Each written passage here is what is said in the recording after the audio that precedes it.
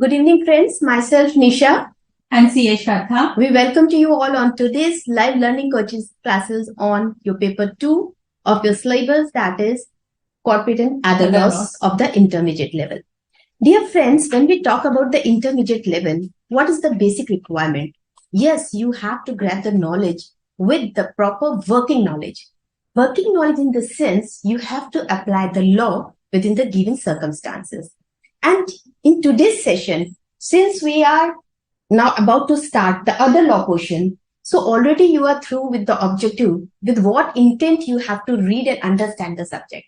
So at the intermediate level, when we talk about the other laws, we are covering 4 acts over there.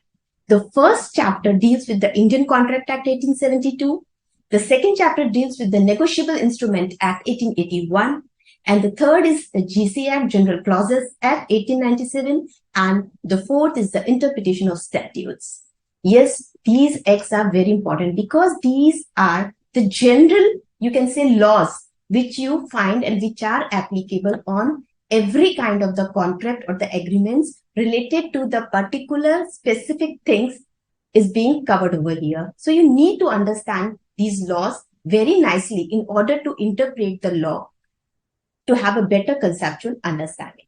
So when we talk about the Indian Contract Act 1872, what comes in the mind? Oh yes, it covers only the General Principles Act being discussed under the section 1 to section 75 of the Contract Act, as well the special contracts being covered such as the indemnity, guarantee, bailment, pledge, and the agency. But you know, at the time when the act was enacted originally, it contained 266 sections with the wider scope of coverage of various kinds of the, you can say, the laws related to the contracts. Yes. If you see from section 1 to 75, it has been classified under the heading the General Principles of Law of Contract.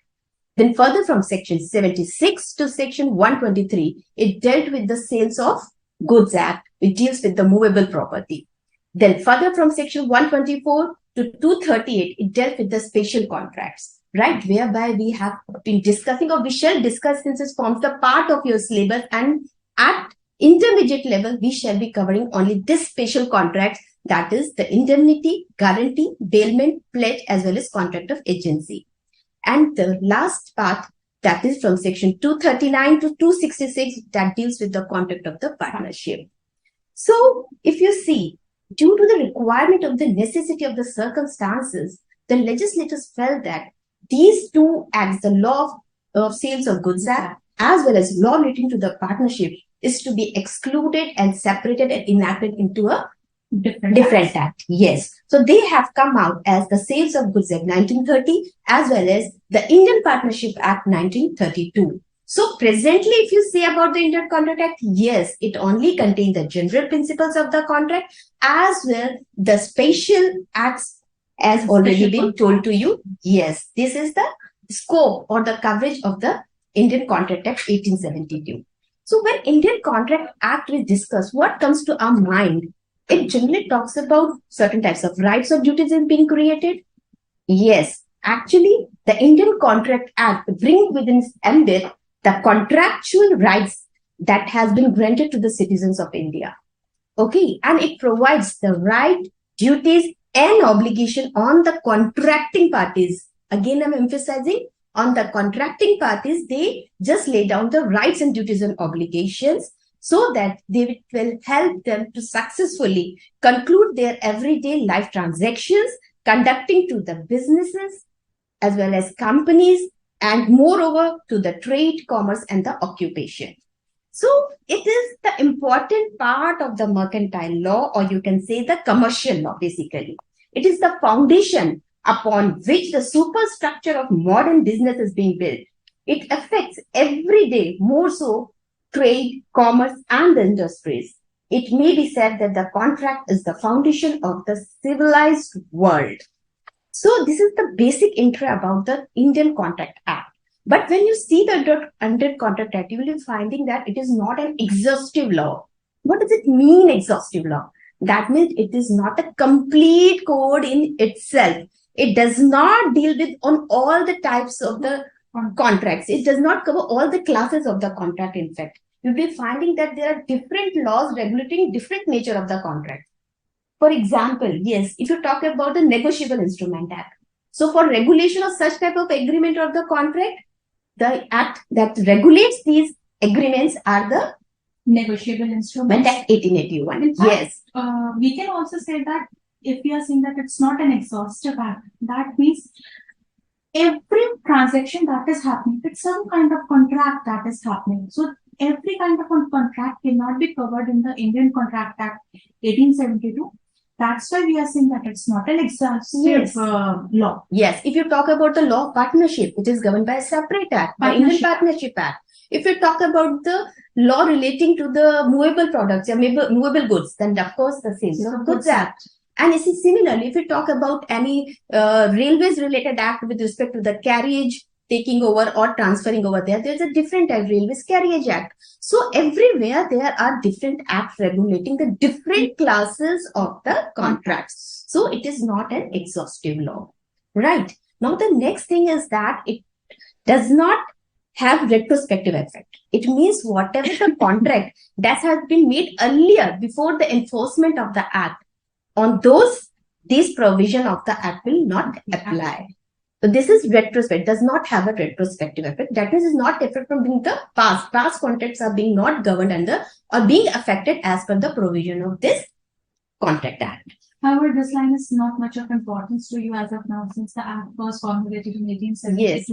So you don't have to. But just only cover in order to know what is a retrospective, what is a perspective. So in order to that, I have just explained in the line, it is not having any retrospective effect.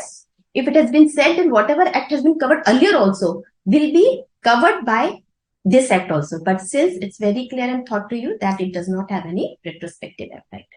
Then next is whatever the principles of the Contract Act are being governed, they are being construed in such a manner that the parties are entitled to enforce their contractual rights in a reasonable way. Means here the parties lays down their own rights and regulation by framing the terms and conditions under the contract. You know, generally what happens, generally in any kind of the conduct or transactions of business, we lay down certain types of rights and obligation arising out of that particular act. But in the Contract Act, we only come up with the terms and conditions, and thereby party itself they create the rights and duties, how they can enforce that particular act.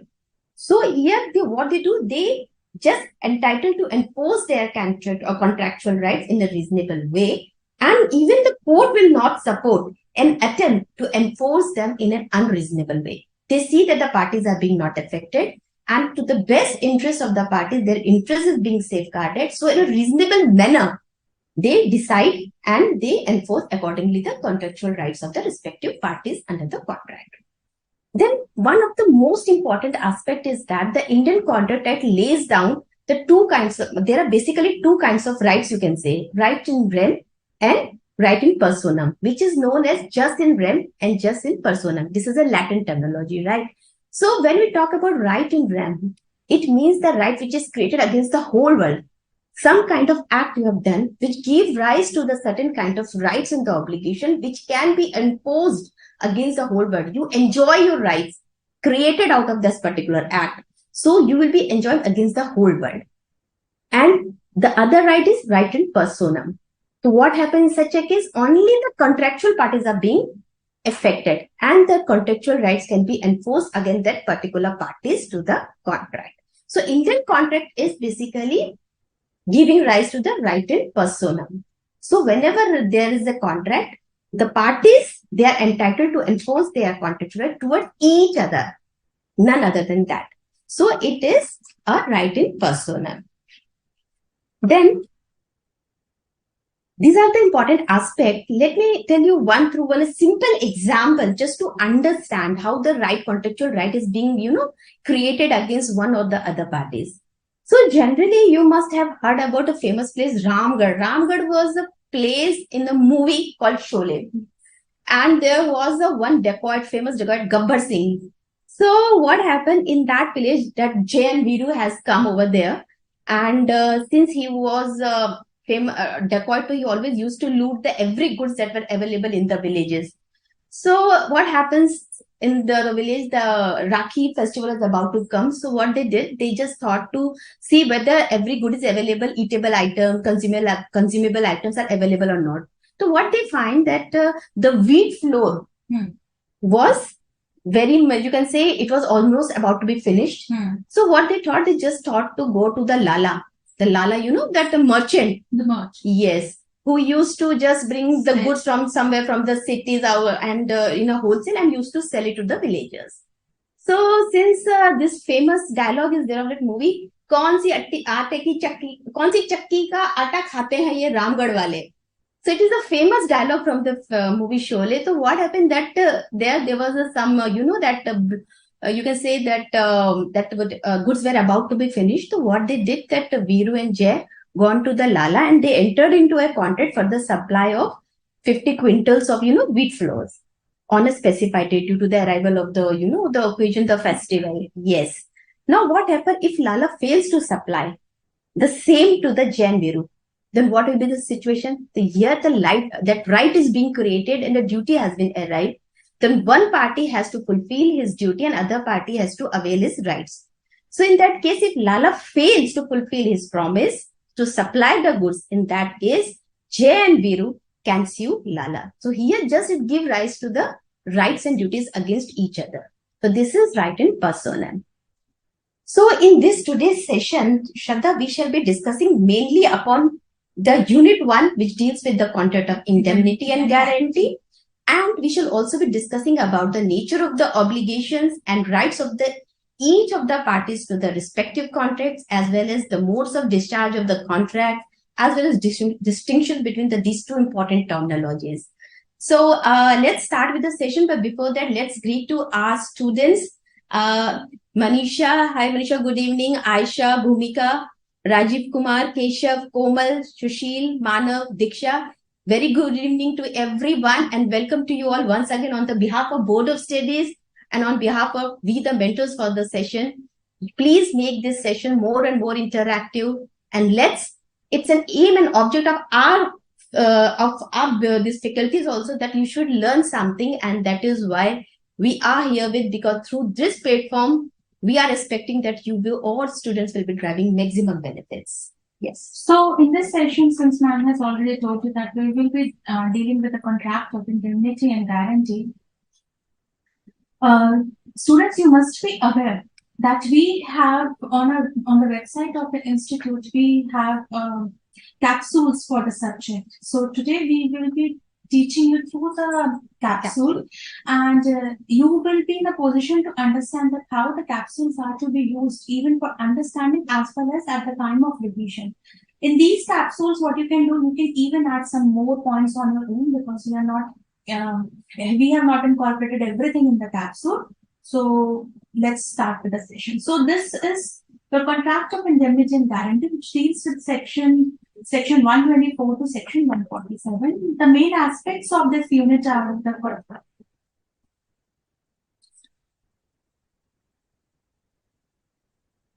So the main aspects of this unit will be contract of indemnity. We will be dealing with contract. What is the meaning of contract of indemnity? What is the meaning of contract of guarantee? And since we are talking about indemnity and guarantee, so guarantee will certainly lead to one other party, which is your surety. So we will be talking about surety, and the nature of surety is liability. Then the meaning of what is the meaning of continuing guarantee, and if we are talking about the nature of surety is liability, then also we will be dealing with how the surety will be discharged, and if we are putting some kind of the obligations on a surety, then definitely he will be also provided with some rights. The way I'm saying, you can learn and memorize the things in this manner that you link somewhere all of these things, and this is like mnemonics and other things that you can use, or the flow, which will be helpful for you to learn things with. Understanding part, that's our work, and then you have to learn on your own. So the first is your meaning of contract of indemnity. Generally, if you see the contract of indemnity as well as the contract of guarantee, these are modes of compensation. What do we mean by modes of compensation?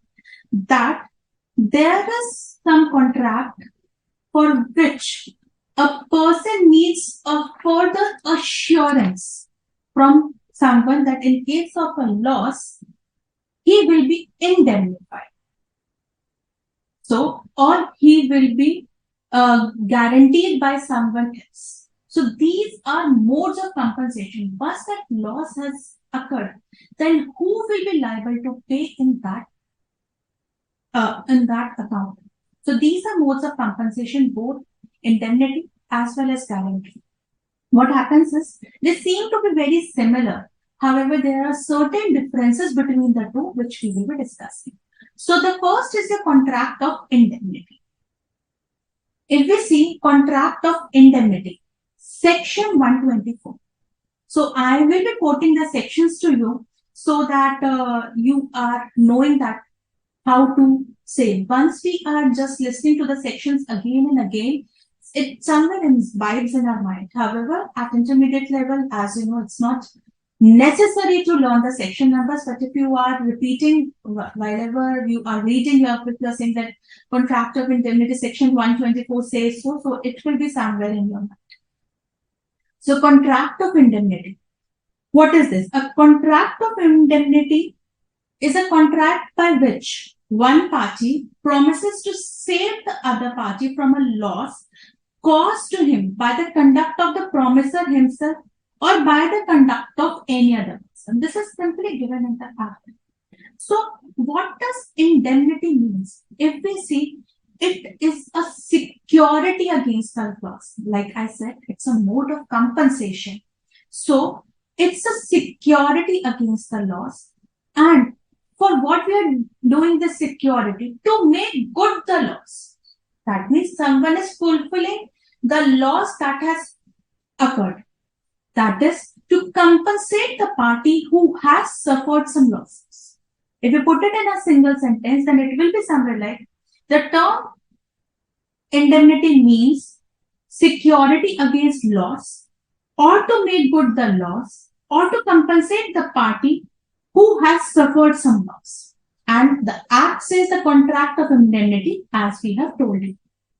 So, a very important thing which comes here is that the loss should be caused either by the conduct of the promisor himself or by the conduct of any other person.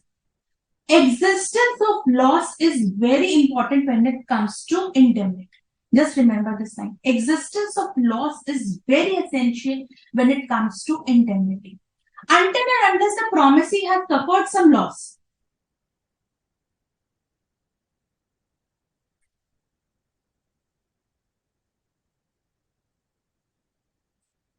until and unless the promisee has suffered some loss, he cannot hold the promisor liable for the liable that please pay for me. You understand? What happens is, suppose there are two parties and the loss has still not occurred. The promisee cannot go to the promisor and say, please come and pay on behalf of me. So by this definition that we have seen and what we are talking about, there are at least two parties in a contract of indemnity. One is your indemnifier and one is your indemnified. What is the meaning of this word indemnifier and indemnified? A person, indemnifier और indemnified. Indemnified जो आपको promise कर रहा है कि मैं तुम्हें save करूंगा from the loss. A person who is promising that I will, indemnify. Sorry, I said it wrongly. Indemnify is the person who is being saved against the loss. जो loss से save हो रहा है. And indemnified is the person who promises to indemnify the person, मतलब जो दूसरे को save करेगा. So there are two parties. One is your indemnifier and the other is your indemnified. Even indemnified is known as indemnity holder also. Yes. Right? There's a one thing, Shraddha, that when we talk about the contract of indemnity, basically, if you see the contract of indemnity, it comprises of direct engagement between the two parties. That means there is a direct connection, there's a direct engagement. Two parties are involved in a contract, and there where one of the party promises to save other from the harm or the loss caused to him. So one party who's promising to save and other party who's promised to be saved. So they are having a direct engagement in the contract. And this definition of the Indian Contract Act confines itself to the losses. What sort of the losses? Which are occasioned due to the act of the promiser himself or due to the act of any other person. Right? That means the parties, those who are involved, either due to the act of the promiser or due to the act of any other person. If this happens, if any loss is occasioned from such a act, then there the contract of indemnity may be arise to make good the loss of the other party. So let's explain this concept with the help of an example. Mr. Krishna contracts to indemnify Ms. Meera against the consequences of any proceedings which Mr. Balu may take against Ms. Meera in respect of a certain sum of rupees 5,000. This is a contract of indemnity. How we can say that this is a contract of indemnity?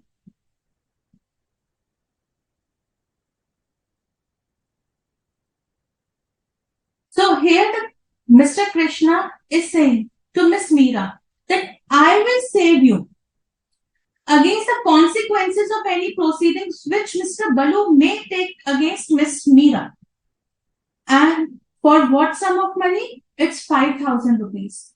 So she will be saved in case of if this loss occurs. So here Mr. Krishna is the indemnifier. What did we say? Who is an indemnifier? Promises to save the other party from the loss. So Mr. Krishna is saying that he will save Miss Meera from the loss, and Miss Meera is the indemnified or the indemnity holder. Yes. So the next part is, one more thing is there, Shraddha. Sometimes a question is being asked whether marine insurance or the fire insurance is a part of the indemnity. So what happens if we see any kind of insurance? In short, if we say any kind of insurance will fall under the scope of indemnity, contract of indemnity. But there is one more thing. First of all, we said there should be an existence of loss. And the second thing we can say is it should be caused by some human agency. There should be involvement of some human act. Suppose in case of a fire, in case of a natural calamity, since it's not caused by some human intervention or by some human agency, that cannot be covered. That kind of an insurance cannot be there, or that kind of an insurance will not be covered under a contract of indemnity. However, in the case of a marine insurance or fire insurance, it will be covered under a contract of indemnity. Similarly, remember this, a life insurance, since life and death are in the hands of the God, so a life insurance does not fall under the scope of contract of indemnity. So first of all, the existence of law should be there, and the second thing is that it is restricted to the cases where the loss has been caused by some human act or by some human agents. Yes. Even in the case of life insurance, what happens? Insurer never promises to indemnify the insured for any loss on the death of a person. So that is why, and this is something out of control of the human, act. So that is why it is being not covered in the indemnity. So question is sometimes being asked on this also in MCQ based. It can be testing your understanding of the subject as well as the scope, what are all being covered under the law of indemnity. So this is one of the important aspects that you need to understand and to know. One more important thing is like if you see that whatever we are teaching you is from the definition that you have read of contract, that a loss occasioned by an accident not caused by any person or an act of God natural event is not covered under the contract of indemnity. Then the next is your mode of contract of indemnity. A contract of indemnity is like any other contract, and it may be express or it may be implied. So there can be two types. One is a contract of indemnity can be expressed when a person expressly promises to compensate the other person from loss, then it is an expressed contract of indemnity. And what will be implied? When it is to be inferred from the conduct of the parties, in that case, the contract of indemnity will be said to be an implied contract of indemnity. Yes. Actually, whenever you read any law, you will be seeing there is a relation of one section with the other. First, we discussed what is indemnity. Now we are talking about what are the modes of formation of the indemnity. So there are two ways, two modes, express as well as implied. Express means either it can be in the oral form or in a written manner, something which the promisor has expressed. Okay. And when we talk about the implied one, implied which refers from the circumstances or from the conduct of the parties. Sometimes the circumstances of the case also reflect the parties without going into a contract. They have entered into a contract by their act, by their, by the circumstances. It has been made that they have given their consent and they have entered into the fulfillment of the contracts. So it can be either through from the implied conduct of the parties or through the circumstances of the case. So these are the two modes. So next topic that we will be taking is the essential elements of the contract of indemnity. A contract of indemnity, as I told you, is like any other contract. And it must also fulfill all the essential elements of a contract which you have read at your foundation level. Yes, under section 10, if you remember at the foundation level, you must have read section 10. It specifies clearly what are the elements that makes any agreement a valid contract. So there you have come across with some of the important aspects given within itself under the section 10. And apart from that, there are other essential elements also that also need to be coexist with it, whatever the elements are given under section 10 of the Indian Contract Act over there. There is one more thing which I would like to add. If you see, the Contract Act is the basis of any act, not only this, but any act.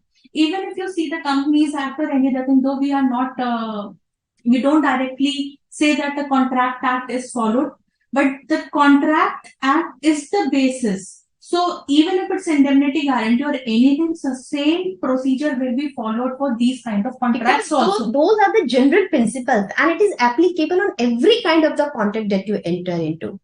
So there are certain important elements that needs to be complied while entering into any kind of an agreement, whether it may be the special contracts also, whether it may be related to any other contract or related to any of the transactions under any of the businesses, or you can say under any of day-to-day life activities. There we need to check that the general principles of the contract has been complied with. So what are the essential elements of the general contract if we talk about? They are, if you see, they must be an offer and agreement. Yeah, offer and there must agreements. That means it comprises of offer and acceptance. Then there should be an intention to create legal obligation. Yes. Then consideration, again the very important aspect. Yes. Without consideration, there can be no contract. This all we have it except under certain exceptions. Then the parties to the contract should be competent where we have read about the concept of minors. And they unsound mind, yes. All those things are to be followed here also. And if there is an exception to anything, then we will be dealing with it. Then there should be free consent. And it should not be by coercion or undue influence. Also, such things have to be followed. Consensus addendum. You should try to remember these words because this will make you a little bit different from the others. When you just link or take the Latin terminology used in your day-to-day, while learning or talking, then it makes a little bit of difference from a normal layman. So we just want that you should learn certain important Latin terminology also just for the knowledge purpose. So there's a consensus addendum should be there, right? Then the object for which the contract is to be created, like agreement is done, has to be lawful. The Yes. object has to be lawful. This is also again one of the important aspect, because anything which is unlawful, any agreement or contract, it should result into a void agreement. And the contract should not have been expressly declared as void. Example, in the strain of trade agreements, Yes, in the strain of with trade, minor. marriage. Yes, with respect to the minor, specifically it has been declared that any agreement entered with minor is a void ab initio. So this has been specifically declared as a void. So you should know that what these agreements should not be specifically declared to be void under the Act. That also is to be taken into consideration. Then whatever Then the terms of agreement should not be vague or uncertain. That's if this happens, then if suppose if you're not sure what you exactly want to buy, suppose you go into a market without considering which car you just want to buy, and you just go, I want to see a car, and suppose in that also if specific, some company, the car is not there, the flying cars or the cars running or something, yes. something. So it must be certain. Yes, it should be certain also, something which is specific, so that accordingly with that you can proceed with that particular agreement.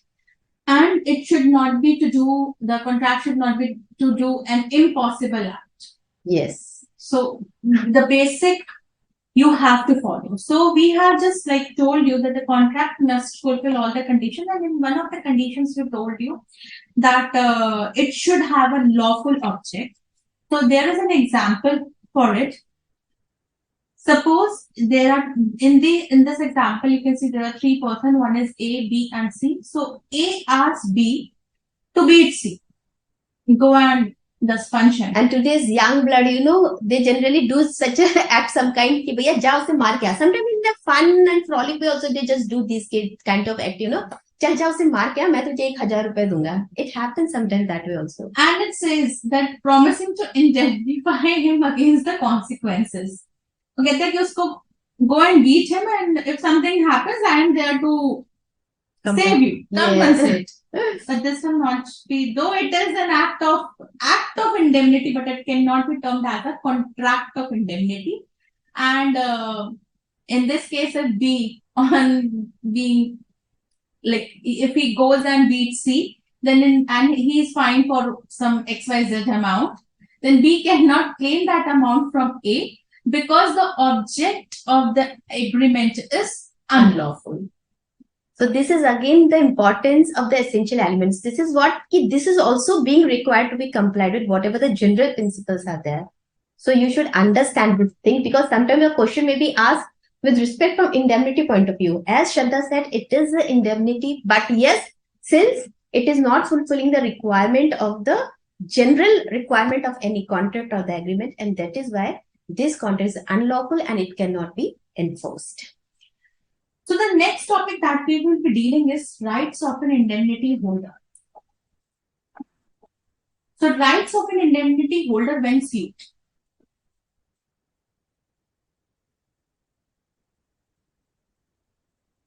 Okay. So section 125 of the Indian Contract Act deals with the rights of the indemnity holder.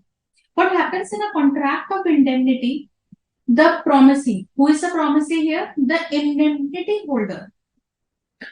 When he is acting within the scope of his authority, he is entitled to recover from the promiser, that is the indemnifier, some rights. And what those rights are? All damages which he may be compelled to pay in any suit, all costs which he may have been compelled to pay in defending the suit, and all sums which he may have paid under the terms of any compromise of the suit. So it's not just in relation to any fixed amount. The fixed amount is there, but if there is something additional, then that also will be, the person he can recover it from the who? Someone reply, he can. Yes, from indemnity. Yes, somebody response, because you will be like, we are also sometimes when we are speaking indemnified. Yes, it will be recovered from indemnifier. Okay. So you should remember in such a way that indemnifier is the first person who promises Okay, to save the other person. Wait. And indemnified is the other party, the second party who's Like being, if I see yeah, indemnifier and fight. is the first person हाँ, जो save करेगा from the loss. जो promise कर रहे हैं कि मैं तुम्हें save करूंगा. Fire. Okay. Yes, Ms. And Bhumika has replied correctly. Yes, Ms. Bhumika, thank you. And even I'm looking that yes, students are listening to our session because we are looking from your side that you should ask the queries so that we may also know that you are able to understand what we are trying to get you. So please come up with your queries. So, and first person है indemnifier जो बोल रहा है कि मैं promise करता हूँ कि मैं आपको save करूंगा किसी loss से अगर वो हो जाता है. और indemnified वो person है जिसको वो promise कर रहा है. Yes. Okay. तो इस person को money के लिए वो promise कर रहा है. So fire and fight. Even Miss Arya has said promiser. That is also right because he is promising. So that is also right. But yes, here the parties are being named as indemnifier and indemnified. But yes, promisor is also right. So, who has said Arya. Arya? So, Arya, there is one thing. Though you have used, your understanding is perfectly right, promiser. But while we are dealing with this concept of indemnity, it's better in the examination if you will be writing the word indemnified. She is not wrong, students. I'm just telling it from our experience. What happens is the correct terminology here will be indemnified. Yes. Okay. And even other students have also given the correct reply. Dikshita, Rashita, very good students. And we are looking forward for your cooperation in such a manner only that you are seeing our lecture and you are able to understand the concepts. So we are again and again saying that the person will indemnify the other person. But when the question arises that when will that person start giving the money to the other person? So when does the liability of an indemnifier, we said na indemnifier is the person who is promising. So when does the liability of an indemnifier commence? The act is silent on this part. But what happens through judicial pronouncement? What do we mean by judicial pronouncement? It's like the Supreme Court or the other courts are telling that in such a case, such and such thing will happen. Though it is not written in the act, but it will be equated as if the act is saying so, because then it becomes an act of interpretation. The courts have interpreted it in such a manner that the result has come out as judicial pronouncements, and these judicial pronouncements are very much binding in similar circumstances. Yes, judicial pronouncements means the decision given by the apex court. And when any apex court, if you see from the central level, of course, the apex court is the Supreme Court. And if at the state level, suppose if it's the case which is gone up till only High Court only, Yes. so there that is the higher court. If the court give any sort of the judicial decisions or the, you can say any decided case laws, it will become a law under the similar circumstances for the others. So if the same conditions or same circumstances persist, so these judicial precedents are also taken into consideration for the decision making. They help in taking the decision to the courts. But it is not that it is a straight jacket formula or it is something like that. Yes. Every time they will follow the same decision under the same circumstances. It is not like, it's not a watertight compartments in fact. So it depends upon the circumstances also, but these judicial precedents also form the sources of the formation of the law. This also act like a law at many times by the courts being followed these decisions in many of the cases and the circumstances. But you have given a good line here, justification or given in any case by court. Correct. So when does the liability of an indemnifier commences? We have been saying existence of loss is necessary. So when that becomes certain, then in that case, the liability of indemnifier will commence. So it says, as soon as the liability of the indemnity holder, ma'am आप तो कह रहे थे indemnifier की बात कर रहे हो, फिर आप indemnity holder कहाँ से आ गए? Indemnity holder कौन था? Indemnified. क्योंकि जब इसको लॉस होगा, when the indemnity holder will be facing the loss, then only the role of indemnifier will commence. Yes. So as soon as the liability of the indemnity holder or the indemnified person becomes absolute and certain, pakka, in that case, the liability of the indemnifier will commence. Yes. And before that, guessing any sort of the consequences or the result, that will not lead to the indemnity. So it's required that act should become absolute and it should become a certain, then only the commencement of the indemnity takes place. Right? So sometimes question may be asked in order to check whether indemnity, there's a rise of the indemnity in the given situation. So you need to check with this concept also, that yes, the liability of indemnity holder has been, you can say, has been decided or has been fixed or has become, a definite. Then only the liability of the indemnifier will be commencing. So this can come even as a MCQ. Yes, they can ask that when does the liability of an indemnifier commence, and then they can give the options, and one option can be when, suppose they give one option as when they enter into a contract, or when the liability of the indemnifier becomes absolute and certain. One option can be this option. At that time, it should be very clear in your mind who is an indemnifier and who is an indemnified. So let's go further with the help of an example. A promises to compensate X. So A promises to compensate X with, he may suffer by filing a suit against Y. X has to file a suit against Y. And suppose what happens, then the court orders, X files the suit against Y, and afterwards the court orders X that he should pay 10,000 rupees to Y. In that case, what happens? This liability of rupees 10,000, A only said to X that yes, I am promising you to compensate. So when this liability has become absolute and certain, in that case, now the liability of the indemnifier will commence. As the loss has become certain, this 10,000 rupees loss has become certain, X may claim the amount from A and pass it to Y. Yes. The absolute, what does absolute mean? Absolute means without any condition. There is no restrictions, there is no certain condition marked for the fulfillment. It is absolute means certain and as well as without any restrictions or the conditions.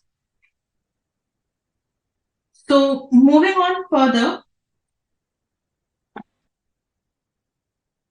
So this was our basic about the contract of indemnity. Yes. Now moving to the next important contract is the contract of guarantee.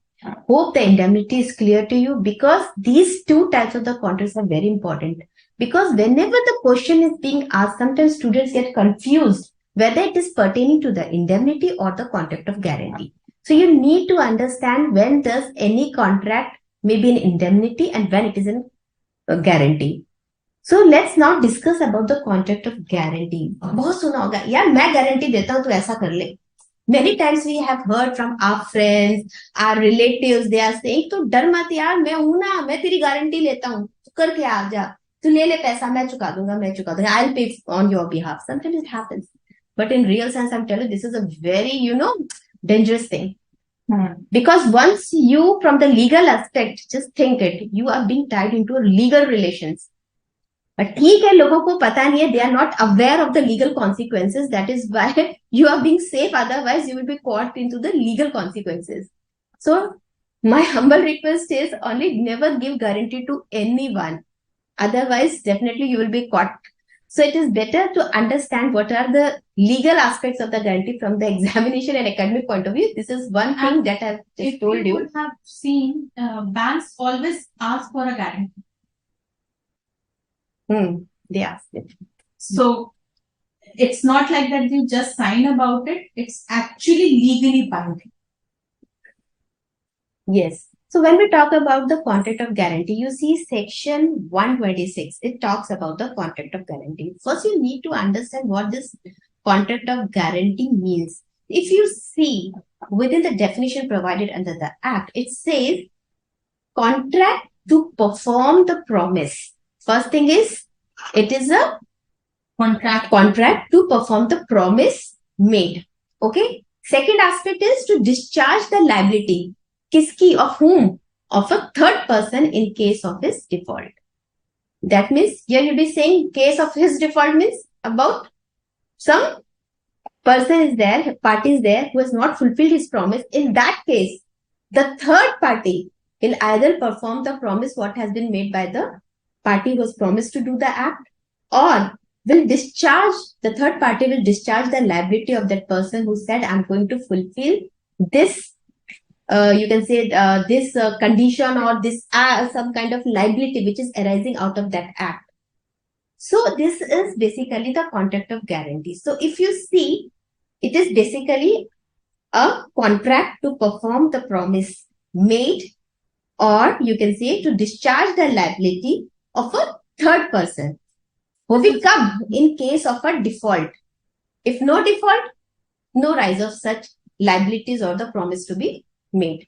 But yes, if the default occurs, then he needs to perform the promise that is promised to perform, or to discharge the liability for whatever he has given in that said act. So this is basically you enter into a, the legal obligations whenever you give a guarantee. It becomes your duty. It becomes your obligation to perform whatever has been promised to do in the contract of guarantee. Right? So there are, you can just looking at this definition given, you can easily make out that there are three parties, because we are talking about the third party also here. The debtor is a person in respect of whose the default the guarantee is given. Means he is the main person. If he defaults, he is not able to fulfill his promise. In that case, the guarantee given by the third person, that is the surety, is to be fulfilled. Then the next is the creditor. Creditor is again the person, important person to whom the guarantee is given. Okay? So there are three parties. Now, so if we say the thing is the initial contract was between the principal debtor and the creditor, and this surety has stepped in so as to give some assurance to the creditor that yes, the debt which you are creating is paid. Yes. So basically, you see there are tripartite agreements. Means there are three agreements arising between these three parties, right? So if you see the principal contract, first is the principal contract which is arising between the principal debtor and the creditor. This is the principal contract. First is the principal contract. The main contract which is entered between the parties is the principal debtor as well as the creditor, right? Then it gives rise to the secondary contract between the creditor and the surety itself. Yes, if the principal debtor is not able to fulfill his promise, in that case, the contract entered between the creditor and the surety to compensate. Then the last is the implied contract. This is the contract between the principal debtor and the surety. In that case, whatever the liabilities has been fulfilled by the surety on behalf of the principal debtor, he will claim that loss, or you can say claim that damages from the principal debtor. So there is an implied contract between them also. So basically it is a three-parted agreement, three agreements arising between all the three parties in the different manner in the form of principal contract, secondary contract, and implied contract.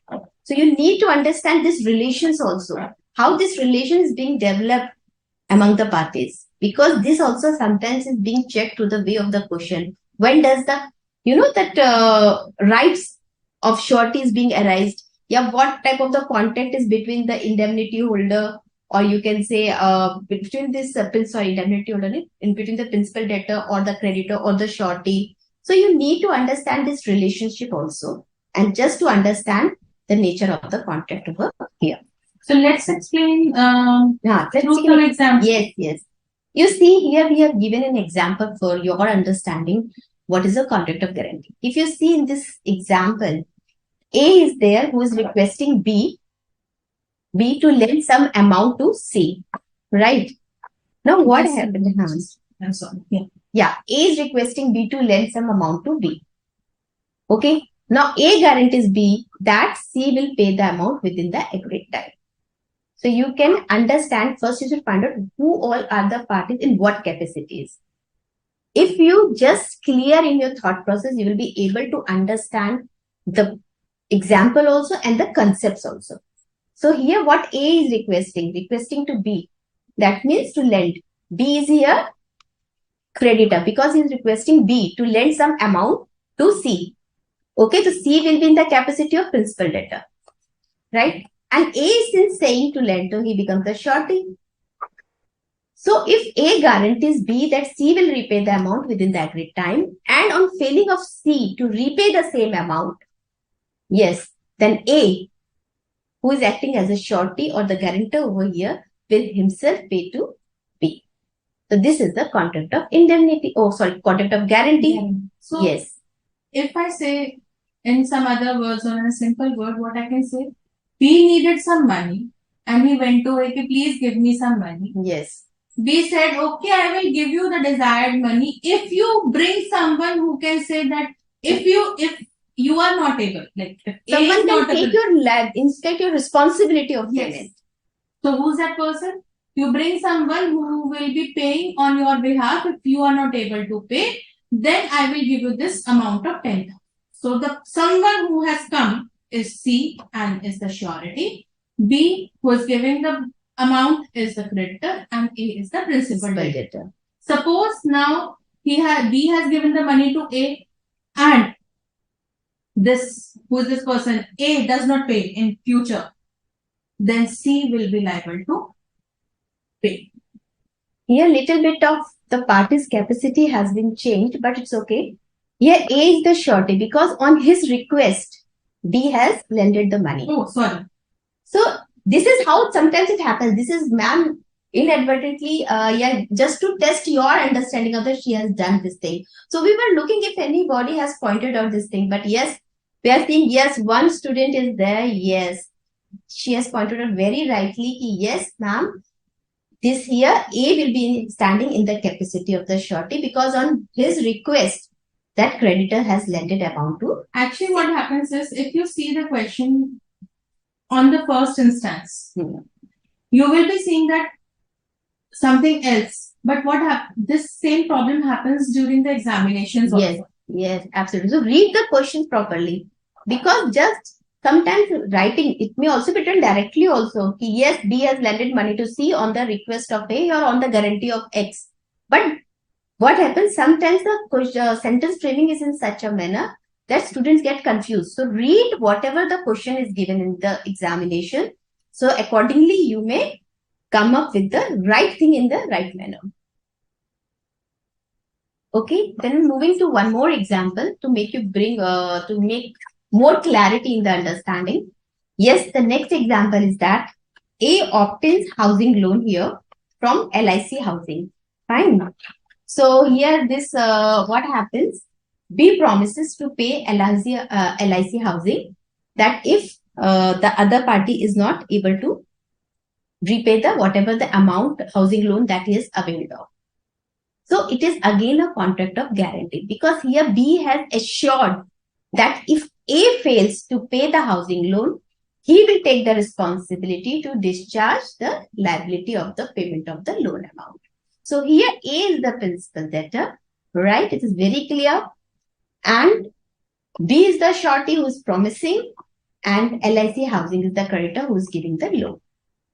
So again, it's very simple and hope it is clear to you all. Let's take one more example. Fine. Something extra is good sometimes. So let's take one more example here. X and Y, these are the two persons who go in a showroom They just want to purchase a car. So X says to the dealer to supply the latest model of the car to Y. X agrees that if if Y fails to pay, then he will pay it. So in case of Y failure to pay, naturally the car showroom owner will discover or will recover the amount of money from Mr. X. Yes. So this is a contract of guarantee. Here what happens? X promises to discharge the liability of Y of the payment of the amount. So, and in case of the default on the part of the Y, the X will be liable to pay the amount to the car showroom. So if we see that we can clearly see that guarantee is a promise. Yes. For what kind of a promise is to say it is? It is to pay the debt owed by a person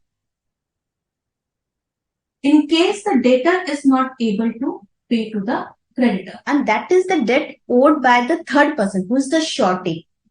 Because here the surety is liable to repay. Yes. Okay, and that too on the fault of the debtor. So it has always to be written or oral, or it can be any mode. What? Pardon? I'm asking the students. Yeah. So it has always to be, it can be just like this, or it has always to be written, or it can be oral also. Yes, it can be. Any of the two modes are there always for laying down of any contract. Apart from if there is any legal formalities required to be fulfilled, that is also be taken into consideration. For the contract of guarantee. Yes. Okay. So the next is your? Yes, here this Bhumika is saying that X is in the capacity of the surety where Y is the principal debtor. Yes, if you see in the example, yes, since X has promised that if that Y fails, so definitely X stands in the capacity of the surety. Yes. Yes. And Y is of course the principal debtor. So absolutely right with Ms. Bhumika.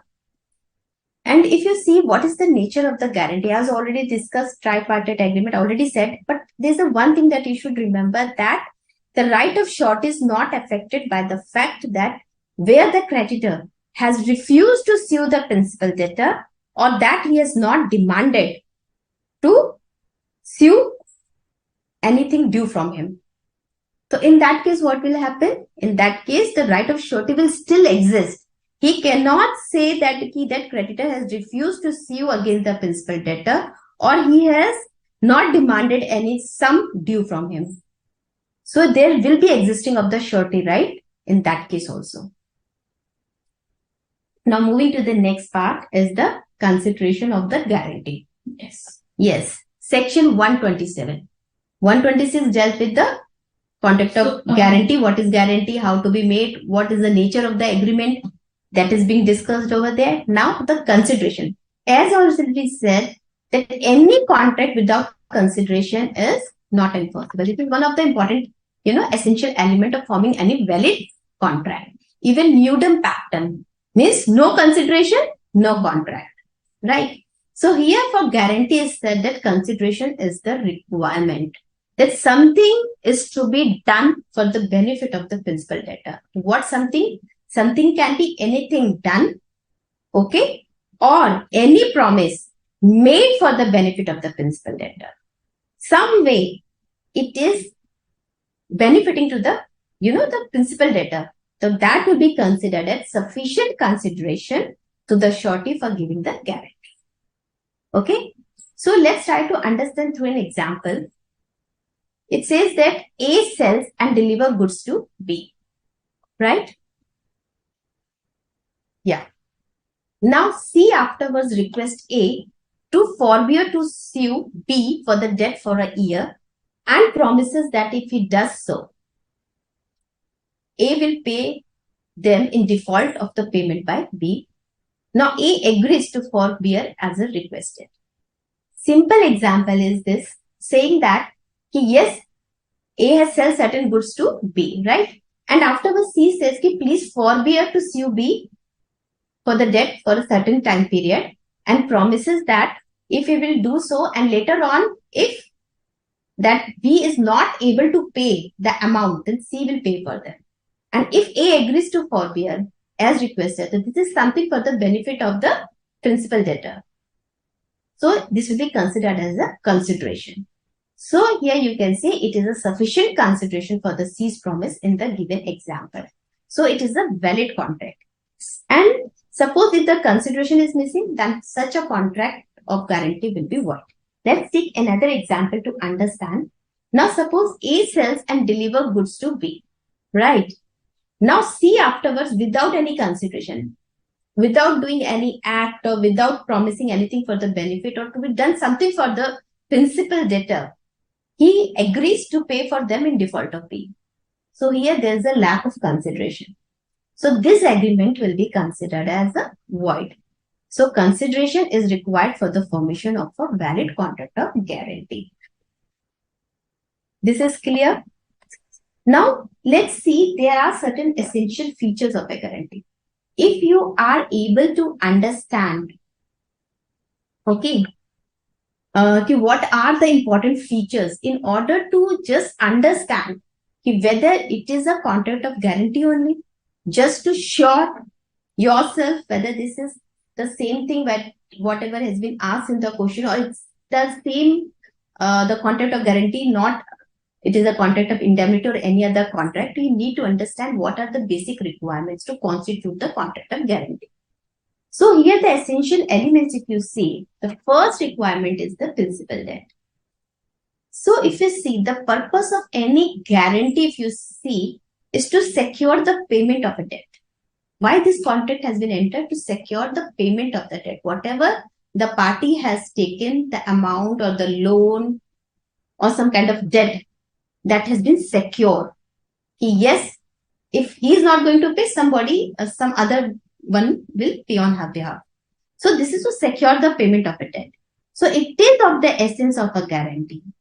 Principal debt is the essence of the guarantee. And if there is no principal debt, then there cannot be a valid guarantee. So this is the first requirement, that there should be a principal debt within that agreement. The next is the consideration. Already explained to you, consideration is very important in the formation of this contract. And if guarantee is given without this consideration, then it shall be considered as void. Okay. So contract of guarantee should also be supported by some consideration. This is the requirement. This you need to understand. Next important aspect is the existence of liability. So this is very important. Again, there must be some existence of liability or a promise whose performance is guaranteed. So this liability of promise must be such which must be capable of being enforced by law. Should not be time barred. Should not be time barred, should not be uncertain, should not be vague. So such types of things should not be there. So such a liability of promise, it should be, such which is certain and capable of being enforced and should not be time barred. So there must be existence of a liability or a promise. Next important aspect is the misrepresentation or the concealment. Many times the question has been asked on this concept related to the existence of the contract of guarantee. So if in this case, what happens if any guarantee which has been obtained by a means of misrepresentation? What is misrepresentation? We have already read under section 18 of the Indian Contract Act 1872. Okay. So whenever a guarantee has been obtained by a means of a misrepresentation made by a creditor or with his knowledge and assent concerning to a material part of the transaction. Something, some information, some misrepresentation which is pertaining to the material part of the transaction, then such a guarantee will be termed as invalid. Yes. You should know that there should be no misrepresentation by the creditor. Second important aspect is that any guarantee given by the creditor by means of keeping silence as to the material circumstances. If he keeps silence, knowing that, yes, this is something which is at fault or which is not right. It should have material circumstances, means it should have been communicated. Otherwise, it can lead to a wrong decision. Yes.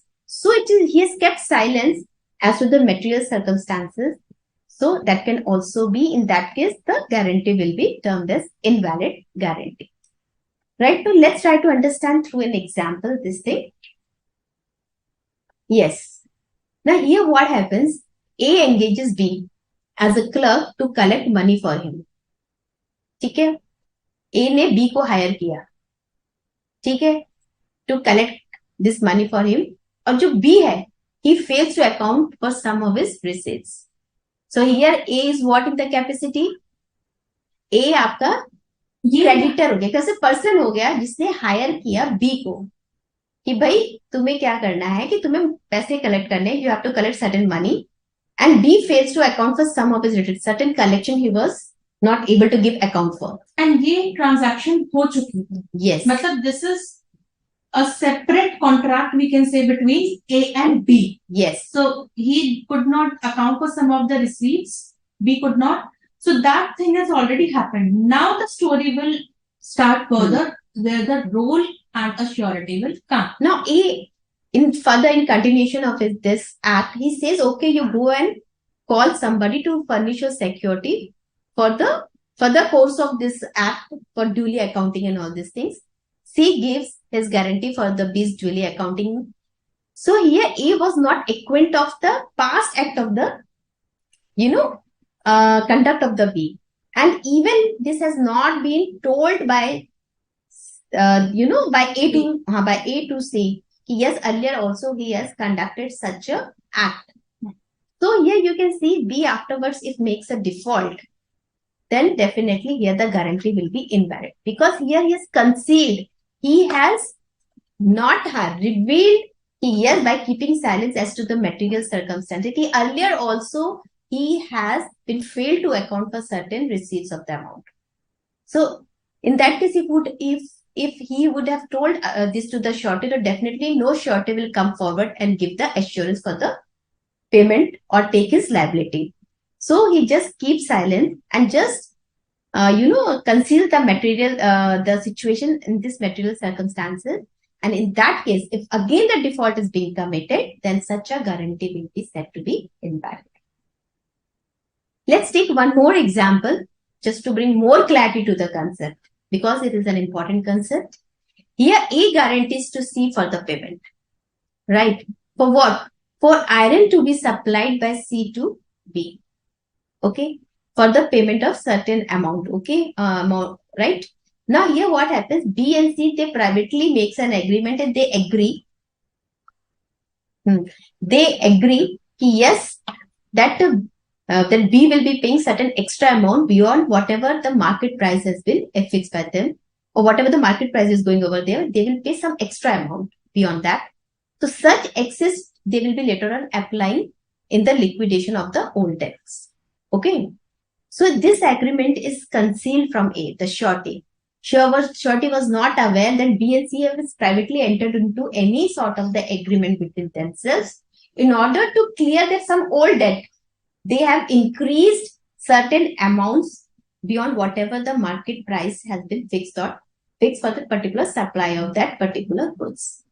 So this agreement is again this kind of guarantee. You can say it is invalid, and here A is not liable as a surety. So it is an invalid guarantee. So no misrepresentation should be there as to material facts, as well as there should not be any silence as with respect to the material circumstances. In that case, the guarantee given will not be valid and the surety will be released. Yes. Now, next to the other important, the valid requirement. Yeah. Writing not necessary. Yes, so already said. Students have said that it is necessary. No, writing is not necessary. The guarantee may be either oral or written. Yes. The next important aspect is joining of the other co-sureties. This is again important concept. So what happens where a person gives a guarantee upon a contract that the creditor shall not act upon until another person has joined in as a co-surety. Means there is a contract between them. If the other person joins as a co-surety, then only the guarantee will be given upon that contract by the person. So such a guarantee is not valid until yet till that other person joins in a contract of guarantee. So if that other person does not join, then that contract cannot be formed and it can be termed as invalid. So if something is prescribed, if that particular act is being done, if it is being said the act will be done only or guarantee shall be given only when other person has joined it as a co-surety. And if that other person has joined, the contract will come into an enforcement. And if it does not join, the guarantee is not valid. It has not come into existence. It is something against the law as per whatever the terms they have fixed for entering into the guarantee. So that guarantee will not be valid. Students, you can refer these capsules. This is the February 2022 capsule and it is there in the repository, or simply you can just go to the website and from there you can directly go to the capsules intermediate level and in that paper to corporate and other laws. When you will open, directly click on the link and you will be in a position to see all the capsules of corporate and other laws that have been uploaded. And one more thing, don't forget to refer the study material. It should not be just restricting yourself to these capsules. It is required that refer the study material so that you can read the detailed provisions once over there. Then only you'll be able to understand what has been given in summary form. Then only you will be able to get the concepts. So read the study material first. And after reading the study material, you can refer these capsules. Besides with the capsules, these lectures, because many additional informations which are not there in the study mat or over here in the provided notes that are being discussed in the session itself. So that will be helping you in understanding about more and more things related to the concepts. And if you want to make use of these capsules, then please take out a printout, or if you have the hard copy already with you, then write further things in that. If you see, we are not able to write anything on these because they have been protected. So it's better if you take out a hard copy, and then if you are writing your notes in that, then you can use it later on for your revisions. Yes. Now moving to the next important aspect is the types of guarantee, right? So yes, here there are two types of guarantee, specific guarantee and the continued guarantee. When we talk about the specific guarantee, so it relates to only a single debt or related to specific transaction, right? So this can be only extended to a single act. Here the surety's liability comes to an end when the guaranteed debt is duly discharged or the promise is duly performed. And with the accomplishment of that particular act, the guarantee comes to an act. So this is a specific guarantee limited to specific transaction or a single debt. Okay. Now with respect to the continuing guarantee, it extends to the series of transactions. Means many transactions. There is a related series of transactions, but that will be keep on continuing, and every time it enter into a new transaction. So within those series of transactions. Yes, it will be a new contract over there. But yes, it will be extending for a series of transactions. It will be not ended just by doing one act, but it will be continued. But every time you just do it or you place any order with respect to the same agreement, it will be kind of a new contract. Then here it says that it applies to a specific number of, it does not apply to specific number, but to n numbers of the transactions. And here make the surety liable, okay, until the revocation of this guarantee is there. That means since it is a series of transactions, so here the liability will continue of the surety till the revocation of guarantee is there. And it applies not to the specific number of transactions, as already there are many numbers of the transaction within the series. And surety is liable for the unpaid balance at the end of the guarantee. Okay.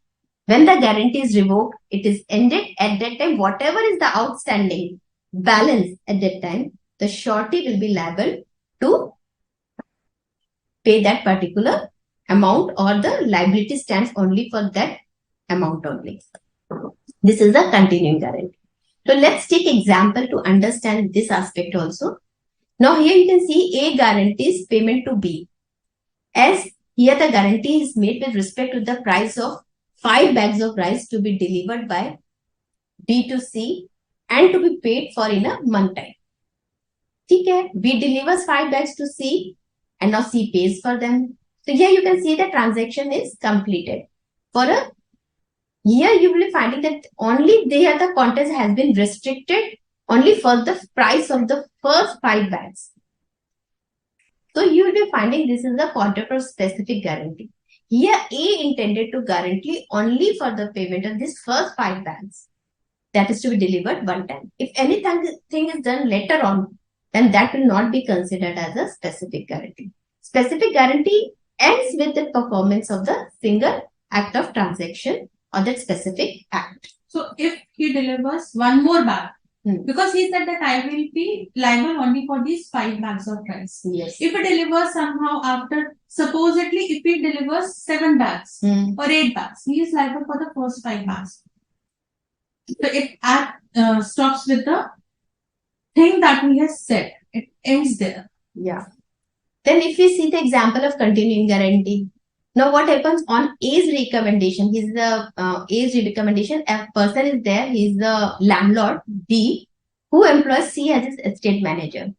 So it was the duty of the C to collect the rent on every first day of every month from the tenants and to remit the same to the landlord on every 5th day of every month. So here A guaranteed this arrangement and promises to make good any default if made by the C. Right? So here this is the contract of continuing guarantee because a continuous task, because every month he has to collect a rent and then he have to remit to the landlord. So there is a series of transactions, continuing act.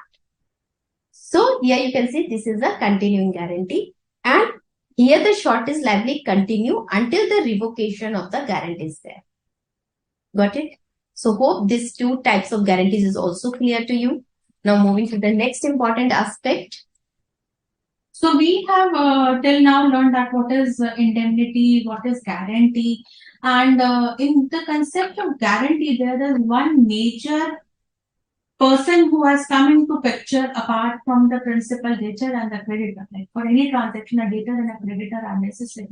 Is the person surety, who is assuring the creditor that yes, your amount will be paid, and he is also giving a kind of assurance to the principal debtor also that okay, you take the amount, I'm there for you to pay for you.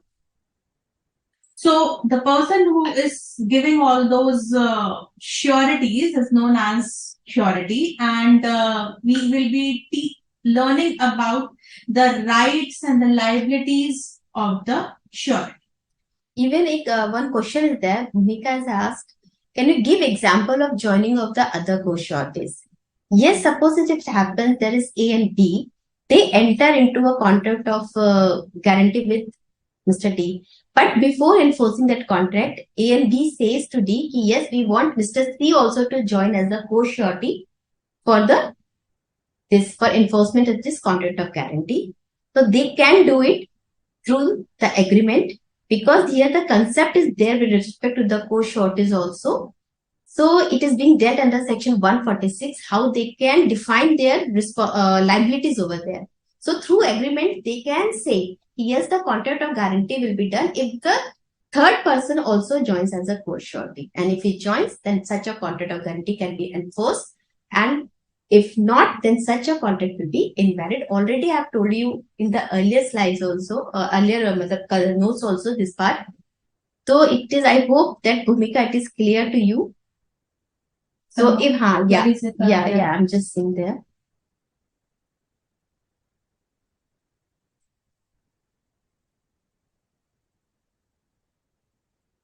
This you will be learning later that what is about the specific amount and the whole amount.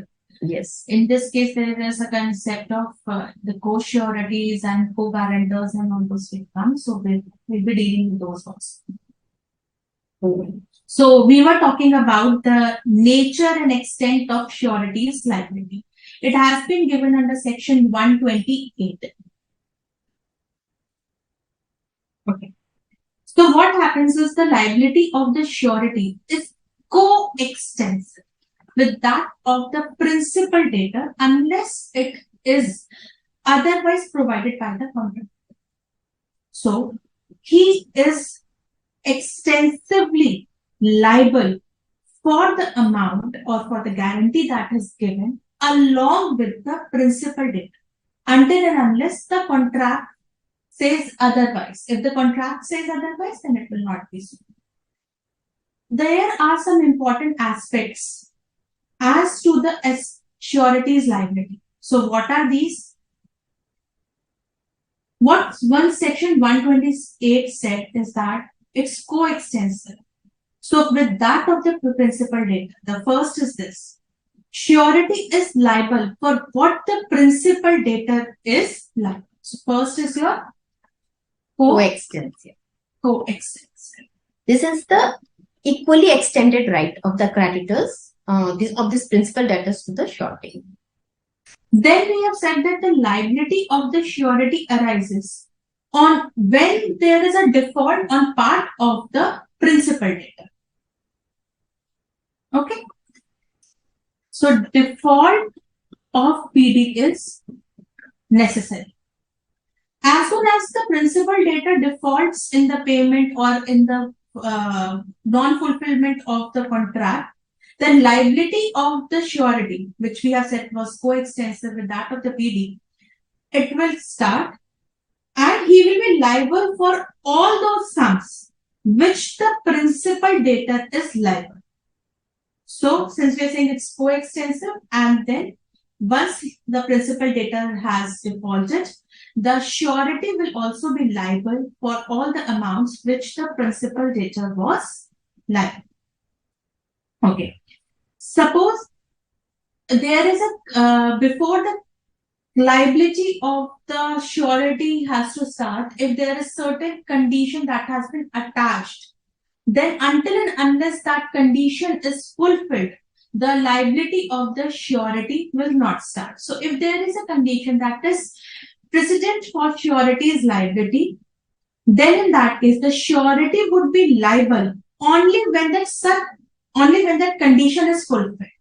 Yes, even with respect to post-surety also, if this is a precondition, yes, that X should be also joining as a post-surety in the contract of agreement, then that condition should be first fulfilled in order to make that contract enforceable. Then third, suppose due to a default in the document by which the this arrangement has taken place, there is a default in the document and the liability of the principal data ceases. Then the surety, then the liability of the surety also ceases. Yes. Then fourth,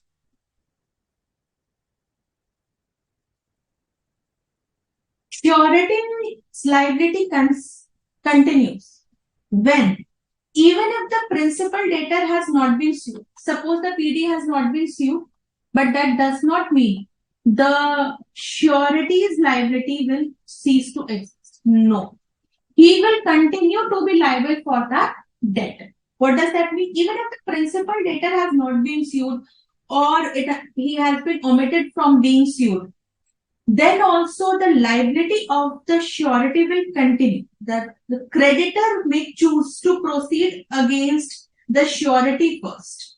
And this is true only if there is no contract to the contrary. If the contract says that no, this cannot happen, you have to first sue the principal debtor only, then this will not hold good. Otherwise, the the creditor may sue directly the surety. So read the law properly. Somewhere it is given certain kind of a restriction is being marked.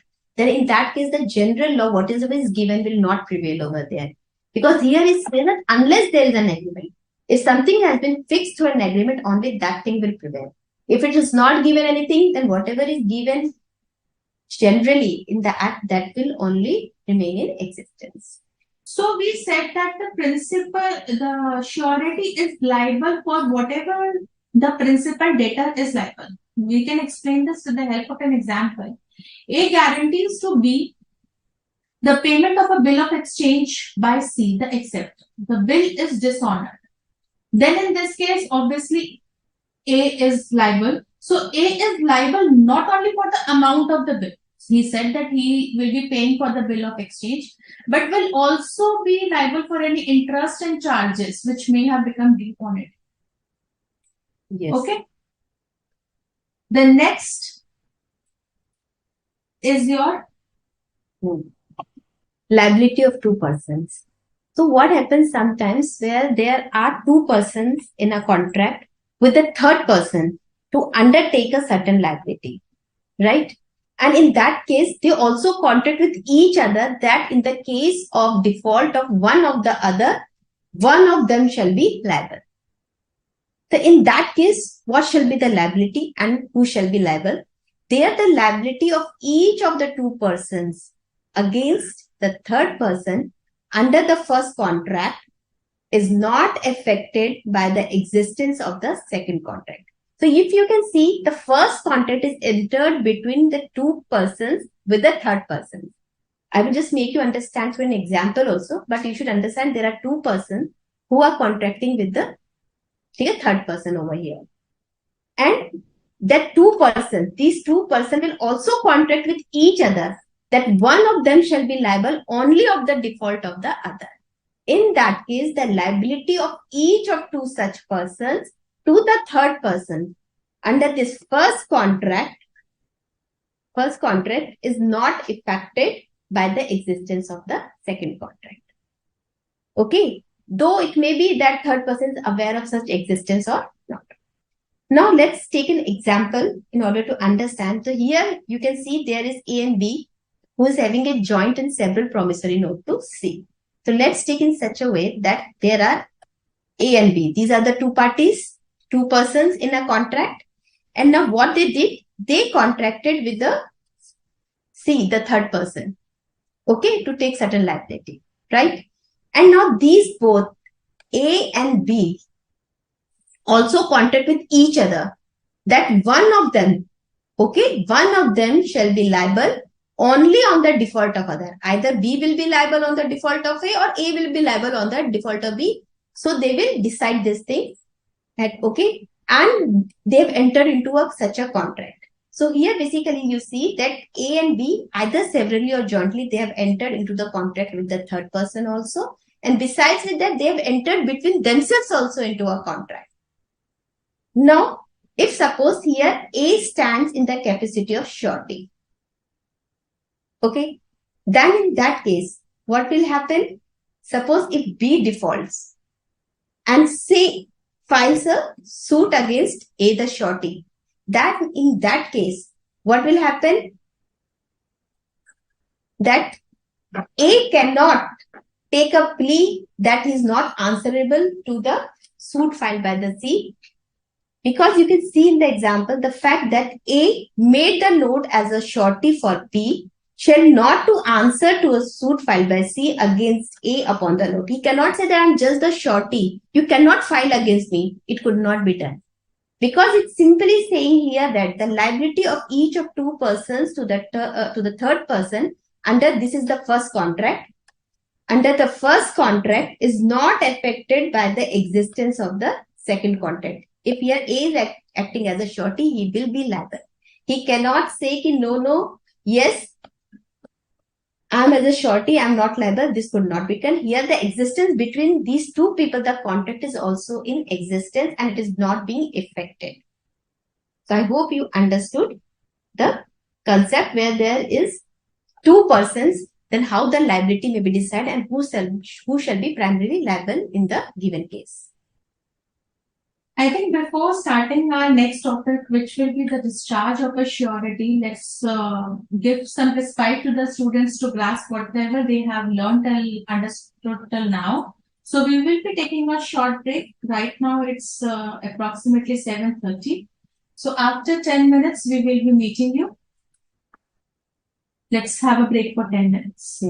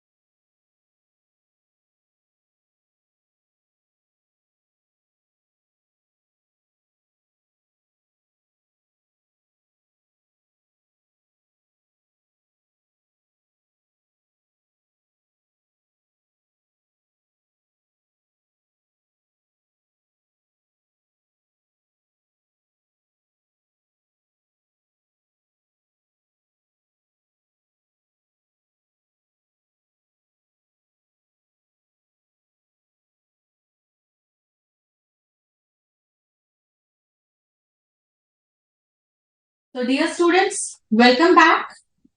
Yes. So the next important concept Is the discharge of surety. That how will the surety be discharged from his responsibilities? So there are various modes of revocation or rather I should say discharge of a surety.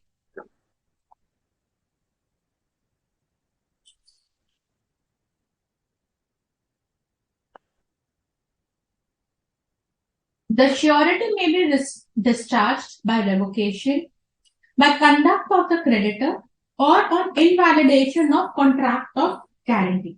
So we will be explaining this, that how the surety will be discharged. So what is the meaning of that discharge? When will the liability of the surety will come to an end? In simple words, we can say जब उसने payment कर दी तो उसकी surety खत्म. Yes. But there are other modes also. So it has been primarily categorized by revocation, conduct of the creditor, and by invalidation of contract of guarantee, which has been further subdivided into parts.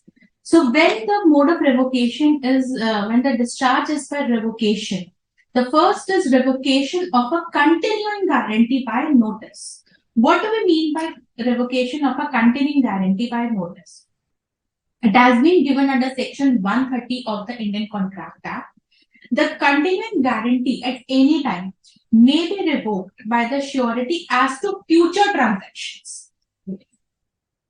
If you see, you can link it to the previous examples that have been given. So the surety, suppose the surety has given a continuing guarantee. We just told you that a continuing guarantee is with respect to n number of transactions in a series.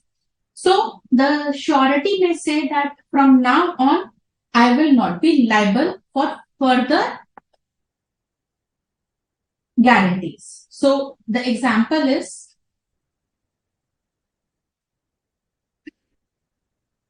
we are saying revocation of a continuing guarantee. The surety can say that suppose of like 5 rice bags, it was a specific. Yes. Specific transaction, specific guarantee. Okay. Why I have written this example? It was a specific guarantee.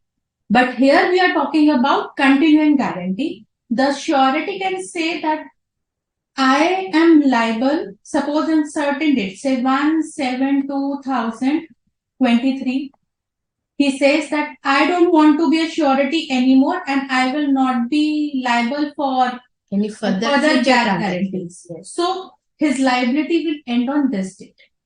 Prior to this, 1/7/2023, he will be liable for those transactions falling within his scope. After that, he will not be liable. But yes, notice is being required to be served. Yes. That is to be taken care of. So the example is X gives a guarantee to the extent of rupees 50,000. What is the meaning of the word here? To the extent. So that means extent, first of all, to the extent of rupees 50,000 for the loans given from time to time. So this here, the whole line makes it a continuing guarantee. First of all, it's not a single transaction because they are saying to the extent of rupees 50,000, which has been further supplemented and necessitated by writing that loans given from time to time. So this makes it a continuous guarantee. And A gave a loan of rupees 10,000 to B.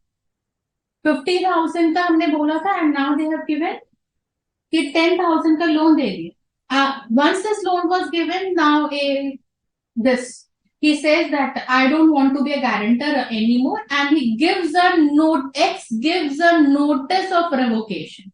So here I have given the date, or it can be said that after 10,000, he said that I don't want to be a guarantor or a surety for you anymore.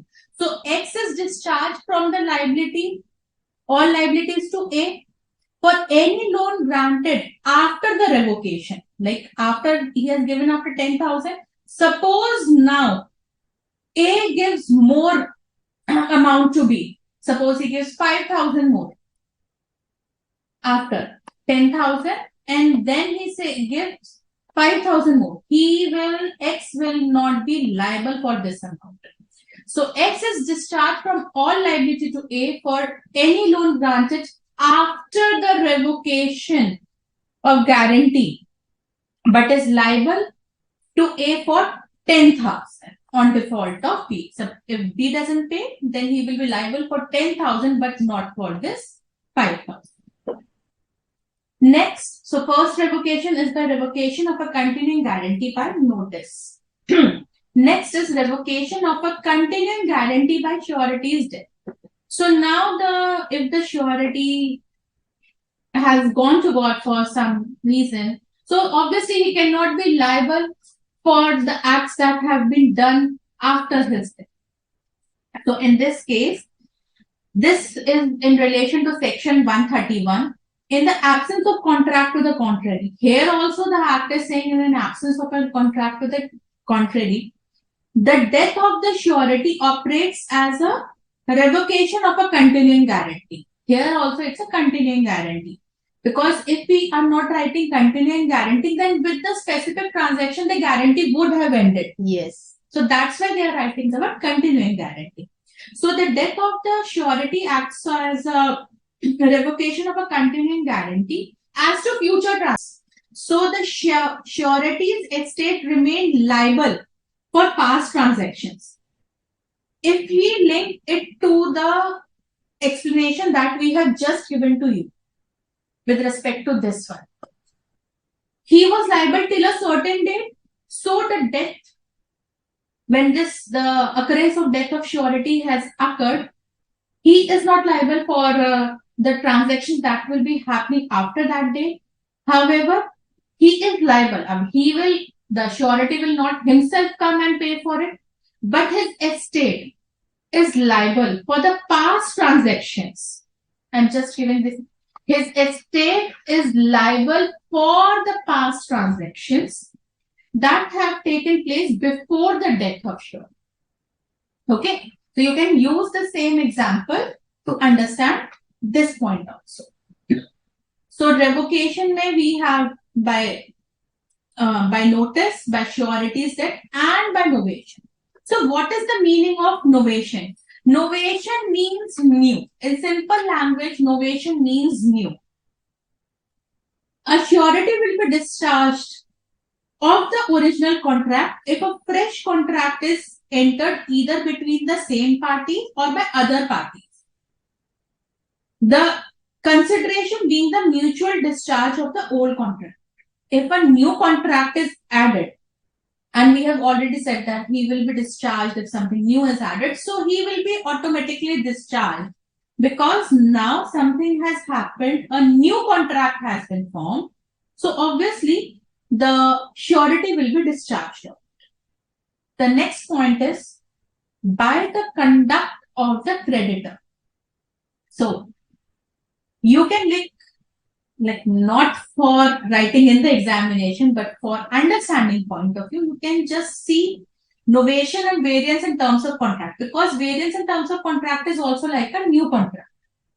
So although these are two different things, because novation is under section 62 of the Indian Contract Act, which you have read during your foundation times, and the second thing, which is variance in terms of contract, is being dealt with section 133 of the Indian Contract Act. So when there is a variance in terms of contract, so when there is a variance in the terms of contract between the principal debtor and the creditor, because we know there is a principal debtor, creditor, and surety. So there was some contract, and now the contract has been somehow, we can say there is the terms of agreement have been varied without the consent of the surety. Surety se bina पूछे या उसके consent के बगैर, they have varied the terms of contract. In that scene, the surety will be discharged. But there is again one more point. He would be discharged He means the surety will be discharged only in respect of all transactions that are taking place after the variation. Before the variation, फिर वही बात है जो हम यहाँ पढ़ रहे हैं. Before the variation of contract, in the terms of contract, the surety will be liable. Yes. So we can explain this with the help of example. A becomes surety to C for B's conduct as a manager in C's bank. Afterward, so B's salary shall be raised, and that he shall become liable for 1/4 of the losses on overdraft. B allows a customer to overdraw and the bank loses a sum of money. So in this case, once the salary has been raised without the and other things have also been added, without the consent of surety, that is A will be discharged of his suretyship from the date of the variance in the terms of contract. A is discharged from his suretyship by the variance made without his consent and is not liable to make good this loss. ये इस वाले loss की बात है. But before the variance in terms of contract, he will be liable. Next is discharge of principal data. Suppose the principal data, because the primary, if you see, the contract was between the principal debtor and the creditor.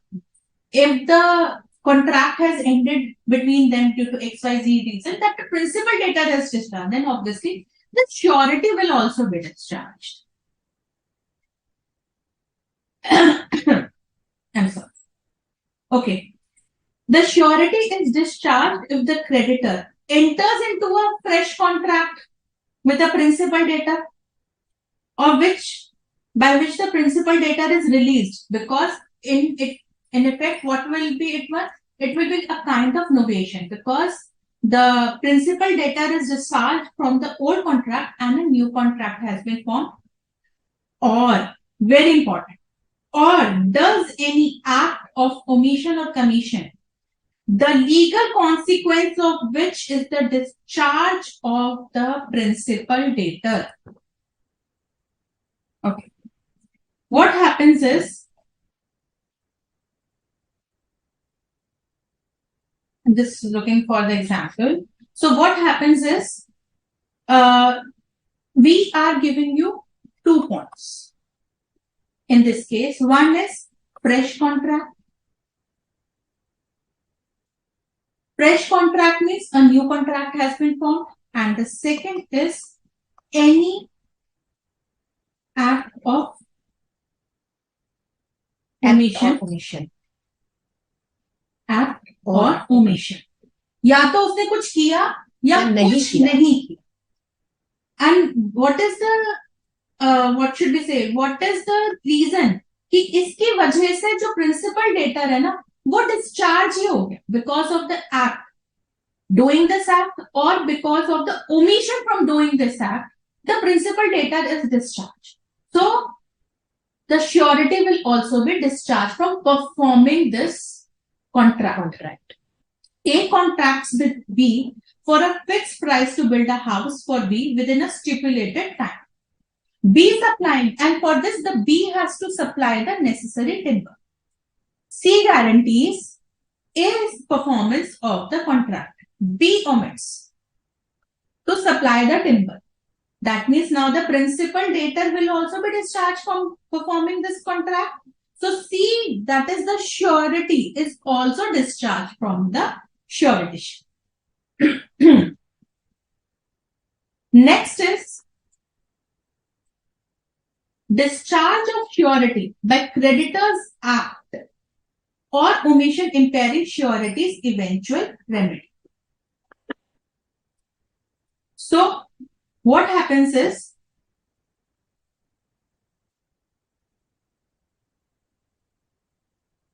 a contract between the creditor and the principal debtor by which the creditor makes a composition with or promises to give time to the creditor or the debtor, or promises not to sue the principal debtor, discharges the surety.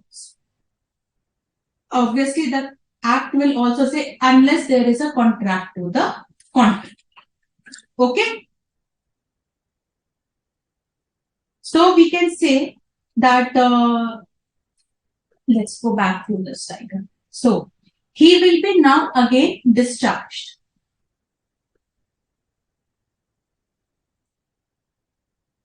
We can explain this with a diagram.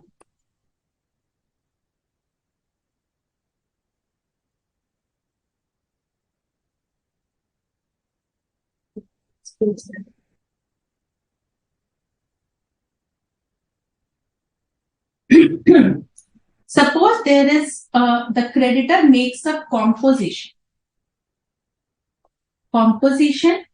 with the principal debtor without consulting the surety. In that case, so without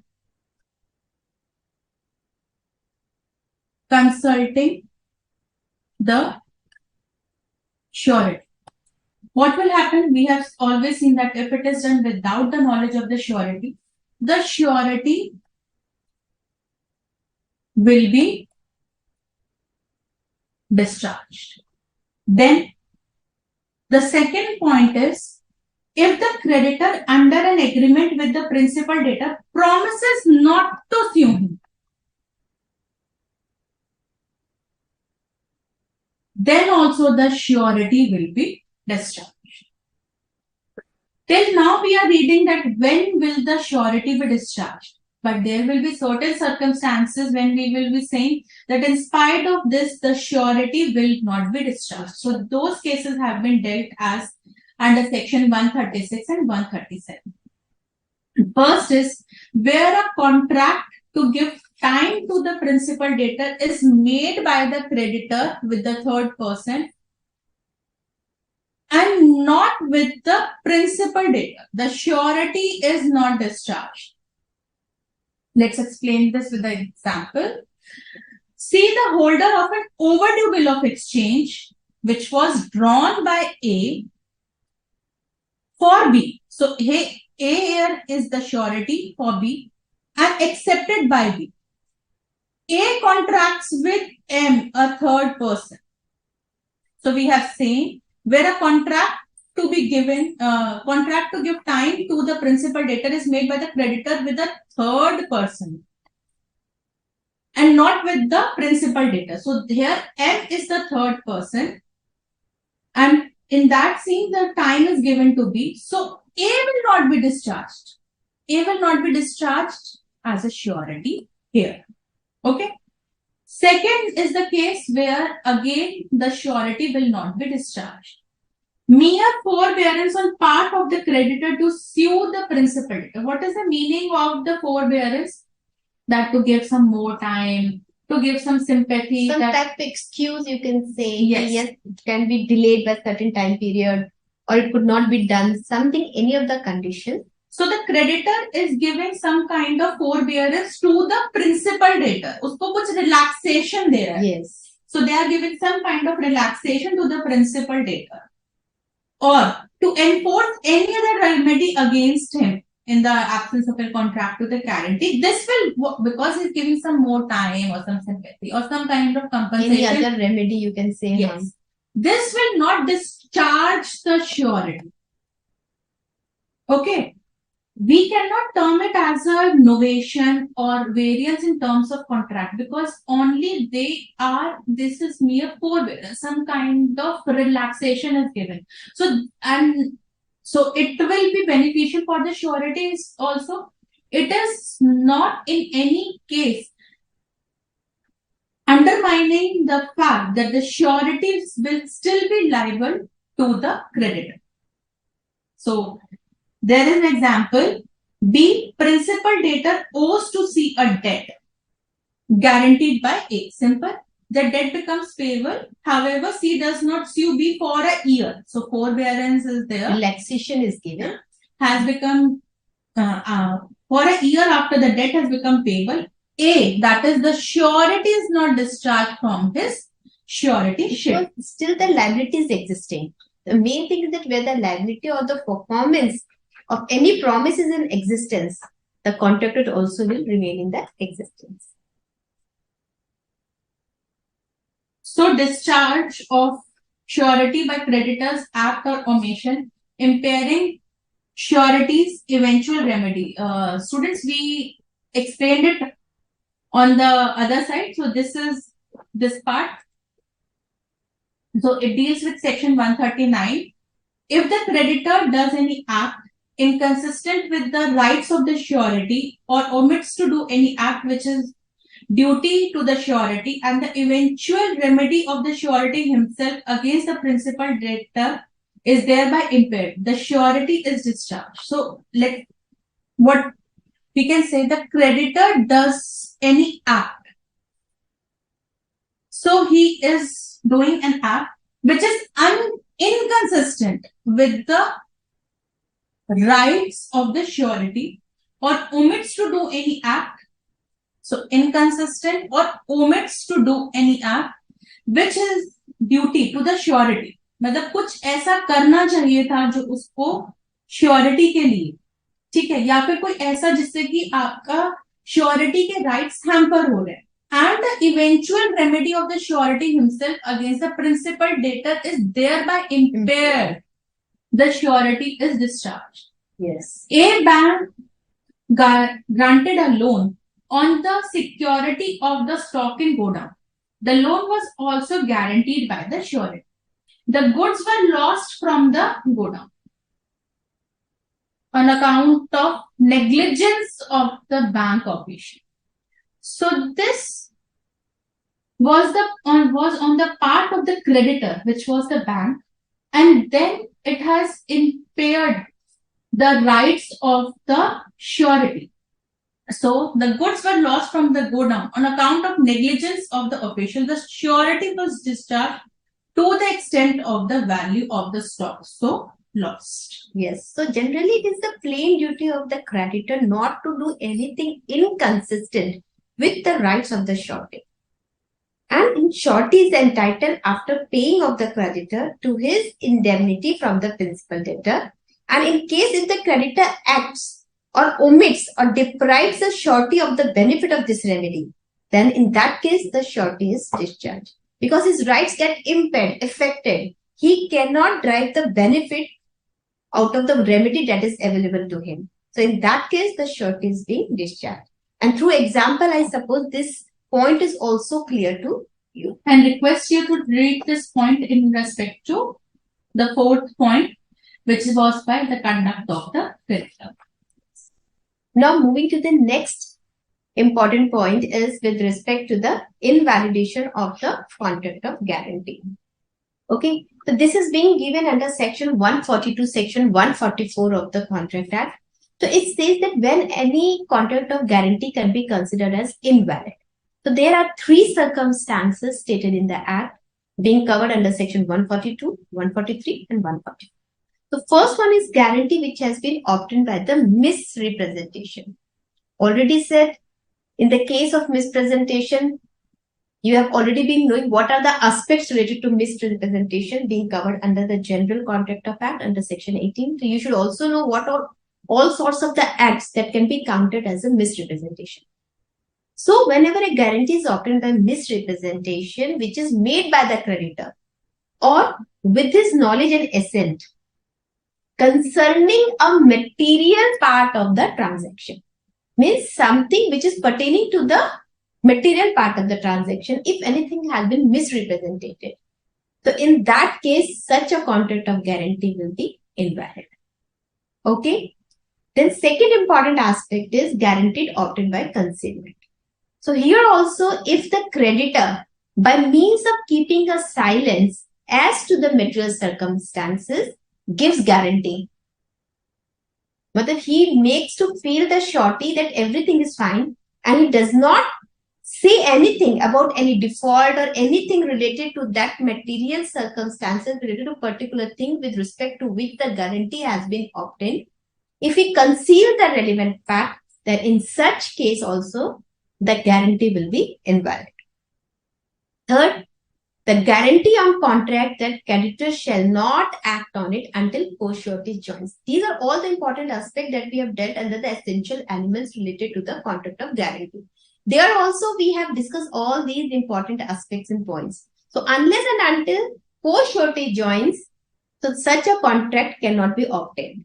So on obtaining a guarantee by a person upon a contract that the creditor shall not act upon it until another person has joined in as a co-surety, there in such case, the guarantee will be invalid if that other person does not join. If he joins, then in that case, the guarantee will be valid. But if it does not join and gives a guarantee, where there is a requirement of the joining of the co-surety over there, then in such case, such guarantee will be considered as invalid. Example, suppose here A is the person who engages B, okay, to collect money for him. The same example we have discussed over there also. And he fails to give account for some of the collection of the amount on certain receipts. So what happened in that? A consequences, yes, next time you may not commit such type of thing. So kindly furnish your security for duly accounting in the future. C is the guarantor. Okay, he come over there and gives the B's guarantee. But since A was not acquainted, okay, A does not acquaint C about the B's conduct of his previous conduct. And earlier also he has done certain kind of misconduct with related to the performing of his duties. So this was not made known to the surety, the A. Okay, so in that case, you will see that B afterwards it makes a default, the guarantee will become invalid. Because there is the concealment. If the fact which has been revealed to the guarantor, then definitely guarantor would have not given the guarantee towards such a person. But yes, since this was concealed, this was not known made known to the surety, and that is why considering that B is the genuine person, so he gives the guarantee, and afterwards B again commits a default, then in that case guarantee becomes the invalid. Now coming to the next point is with respect to the rights of the surety. Now what are all the rights available to the surety? Generally, surety enjoys various rights against the following persons. First, against the creditor. Second, against the principal debtor. And third, against the co-sureties. These are the three parties and against which you are seeing the sureties enjoying the rights. So if you see against the principal debtor, we have given you a diagram. What are all sorts of the rights available to the surety against the different parties? So first, let's go with the right of against the principal debtor. So here you are seeing the first right that is available with the principal debtor is the right of subrogation. What does subrogation mean? Subrogation means substitution, the right of substitution. So what happened where a guaranteed debt has become due or default of the principal debtor to perform a guaranteed duty has taken place. Now, surety upon the payment or performance of all that what he is liable for, he is invested with the rights of the creditor that has been against the principal debtor. So what happens here? On the payment of the guaranteed debt or the performance of the promise by the surety steps into the shoes of the creditor. That means here the right of the creditor is being substituted with the surety. Whatever the rights that are being invested with the creditor is now being shifted to the surety. So this is right of subrogation, which is given under section 140. So then another important aspect is implied promise to indemnify surety. This is again the right of the surety. Okay. In every contract of guarantee, there is an implied promise by the principal debtor to indemnify the surety. The surety is entitled to recover from the principal debtor whatever sum he has rightfully paid under the guarantee. Whatever compensation or whatever payment he has done, he can recover from the principal debtor. So he has got the right to indemnify himself. Whatever loss he has suffered because of the default of the principal debtor, he can claim the same from the principal debtor. Now let's see here an example. Now B is indebted to C. Okay. And A is surety for the same debt. Now C demands payment from the A and on his refusal sues him for the amount. Now, what will happen? A will defend the suit having reasonable ground for doing so, but is compelled to pay the amount of debt with cost. So, he can recover from B the amount paid by him for the cost as well as the principal debt. Here, the surety has the right whatever cost he has given or whatever the principal debt he has paid on behalf of the principal debtor on his default, he can recover from the principal debtor the same cost as the principal debt. He has right to go to indemnify himself. The next right that is available with respect to the creditor against the creditor to the surety, that is right to security. Now, surety's right to benefit of creditor securities. This is being covered under section 141 of the Indian Contract Act. Now, here the surety is entitled to the benefit of every security which the creditor has against the principal debtor at the time when the contract of suretyship is entered into. Okay, and whether the surety knows of the existence of such security or not, and if the creditor is being lost, he get losses without the consent of the surety. If he get part with such security, then the surety is discharged to the extent of the value of the security.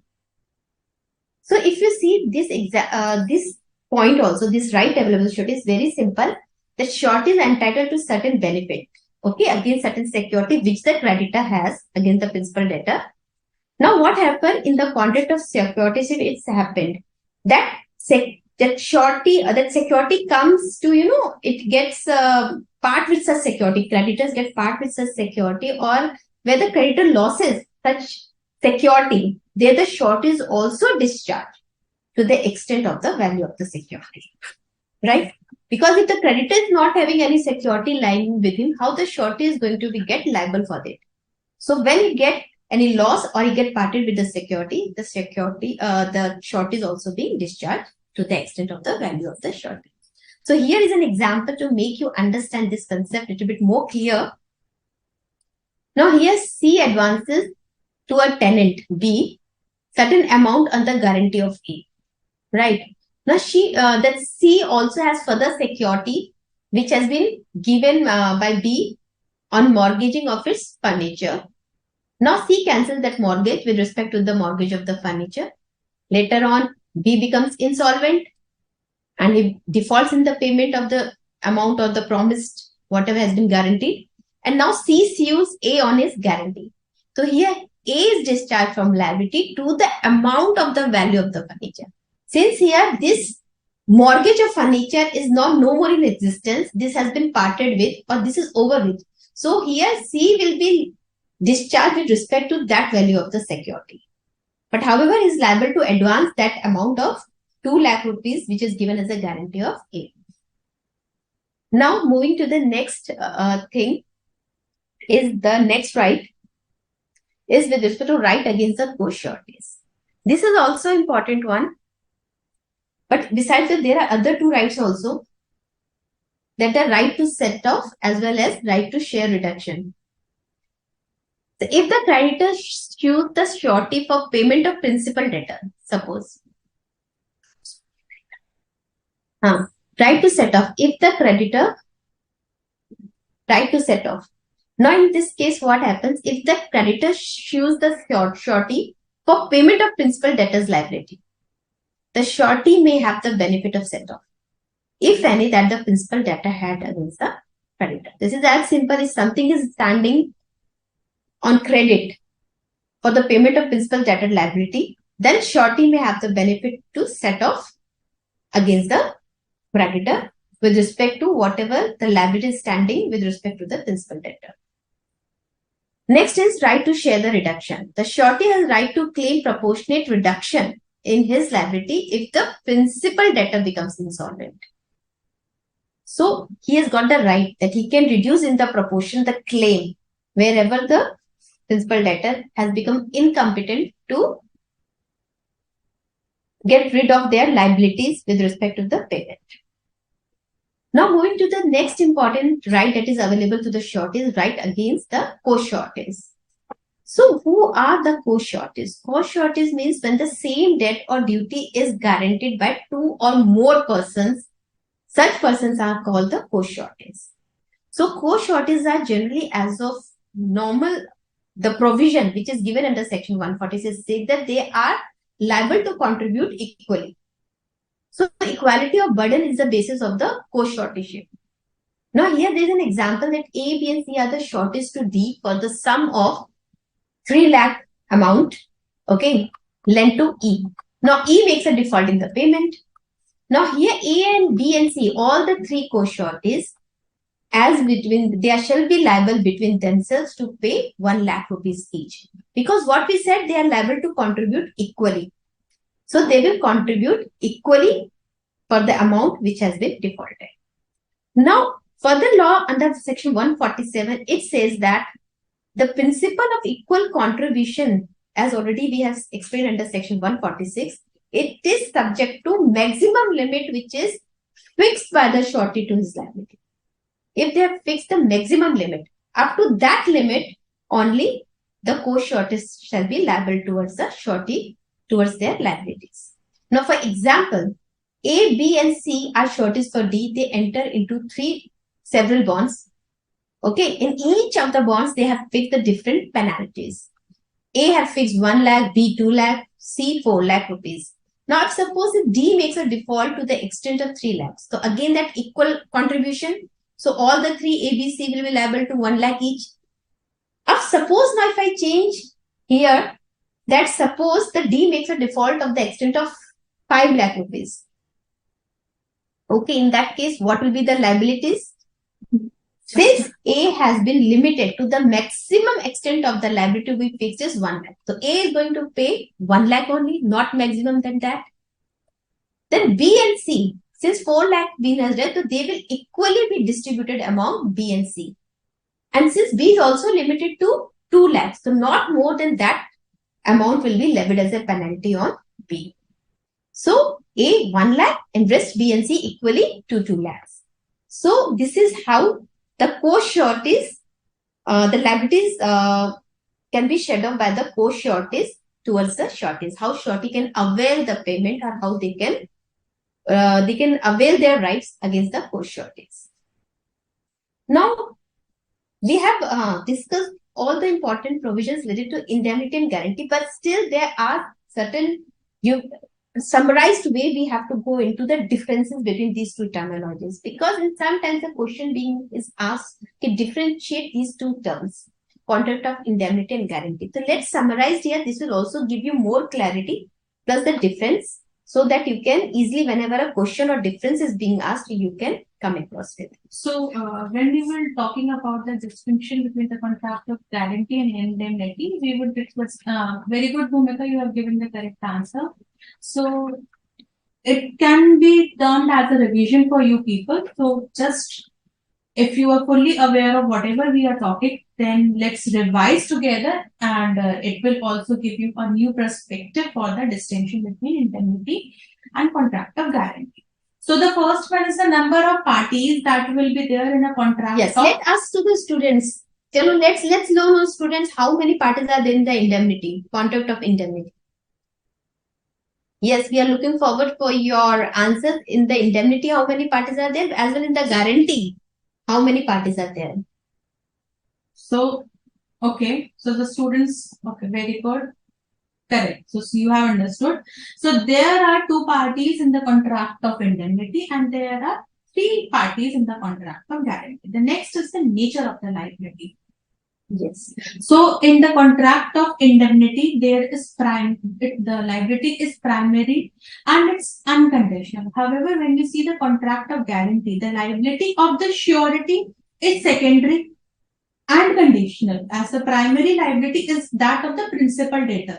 Because if we see when he is not able to pay and everything, then the surety's liability arises. Okay. Then what is the time of liability in both the, very good, Rishita. So what is the time of liability? The liability in case of a contract of indemnity arises. Whose liability has to be arisen? Indemnifier's liability arises only on the happening of the contingency. We said that the existence of loss is very necessary in case of the contract of indemnity. Okay, and in the contract of guarantee, the liability arises on the non-performance of the existing promise. Okay, for the payment of a debt. So once that happens, what happens? In that case, the liability will start. So what is the time to act? So when will they will start acting on that liability? In the case of contract of indemnity, the indemnifier need not act at the request of the indemnity holder. However, in the contract of guarantee, the surety will act at the request of the principal debtor. Okay. Then the right to sue third party. In case of an contract, can we say that it automatically arises, the right of the indemnifier? If there is an existence of clause, obviously it will arise. Yes. So there is no need to request. That automatically arises. There the event will be the existence of yes. Okay. So right to sue third party. In case of a contract of indemnity, the indemnifier cannot sue a third party for the loss in his own name, as there is no privity of contract. Privity of contract when there are no parties to the contract because of that. And in case of a contract of guarantee, surety can proceed against the principal debtor also. Yes. In his own right, because he gets all the right of the creditor after discharging the debt. This means that once the surety has paid the debt to the creditor, he steps into the shoes of the creditor. Yes. For the principal debtor. Then he will not be acting as the surety. After paying the debt to the creditor, the surety will step into the shoes of the creditor and will become the creditor to the principal debtor. And this is the right of subrogation. Because it may be asked in the MCQ, what is the right of subrogation? So you should know where the this surety steps into the shoes of the creditor. I mean, it occupies the rights of a creditor. So this is being said as the right of subrogation. And what is the purpose of both the indemnity and guarantee? We said that both are modes of compensation. So in the case of the contract of indemnity, it's for the reimbursement of a loss. If we see in the case of indemnity, it's generally we are talking about the loss. Yes. But in the contract of guarantee, it's for the security of the creditor. Because in the case of the guarantee, there are three parties, one of which has to be a creditor, and obviously for the benefit, for providing some security to the creditor that his debt is secured. Yes. This contract of guarantee is there. Then the last part is the competency of the contract. We said that all the valid essential elements of a contract are applicable to the contract of indemnity. Okay. And if there is any exception, we have let you know. In the contract of indemnity, all parties must be competent to contract. However, in case of a contract of guarantee, there is a slight difference. In the case of a contract of guarantee, where a minor is a principal debtor, so the minor is a principal debtor, means for the benefit is a beneficiary. The contract is still valid. If you see, we are not putting any liability on the minor. We are just saying that we are creating this contract for the benefit of the principal debtor. That means the minor is the beneficiary. Yes. But surety will not. If he is minor, then that case he will not. That will not be a valid contract. Yes. Yes. Even many students have given right answers. Even Rajiv Kumar has said yes, in indemnity 2 parties and 3 parties in the case of guarantee. Well done. Even Arya has said that indemnified and indemnifier are the 2 parties in the case of the law of contract of indemnity. Very right and absolutely right. And we are happy to see that students are responding to the questions and they are able to understand the concepts. Though we have tried to cover many of the concepts through the help of the examples so that you can understand the concepts and to avoid any kind of confusion with respect to the concepts, because concepts are somewhere they are near to each other. There is some slight difference and making all together the sense the difference. So it is better to read these kinds of concepts with the help of example to bring clarity to the thought process or the concepts given over here. Right, Shraddha? And this brings us to the end of this session.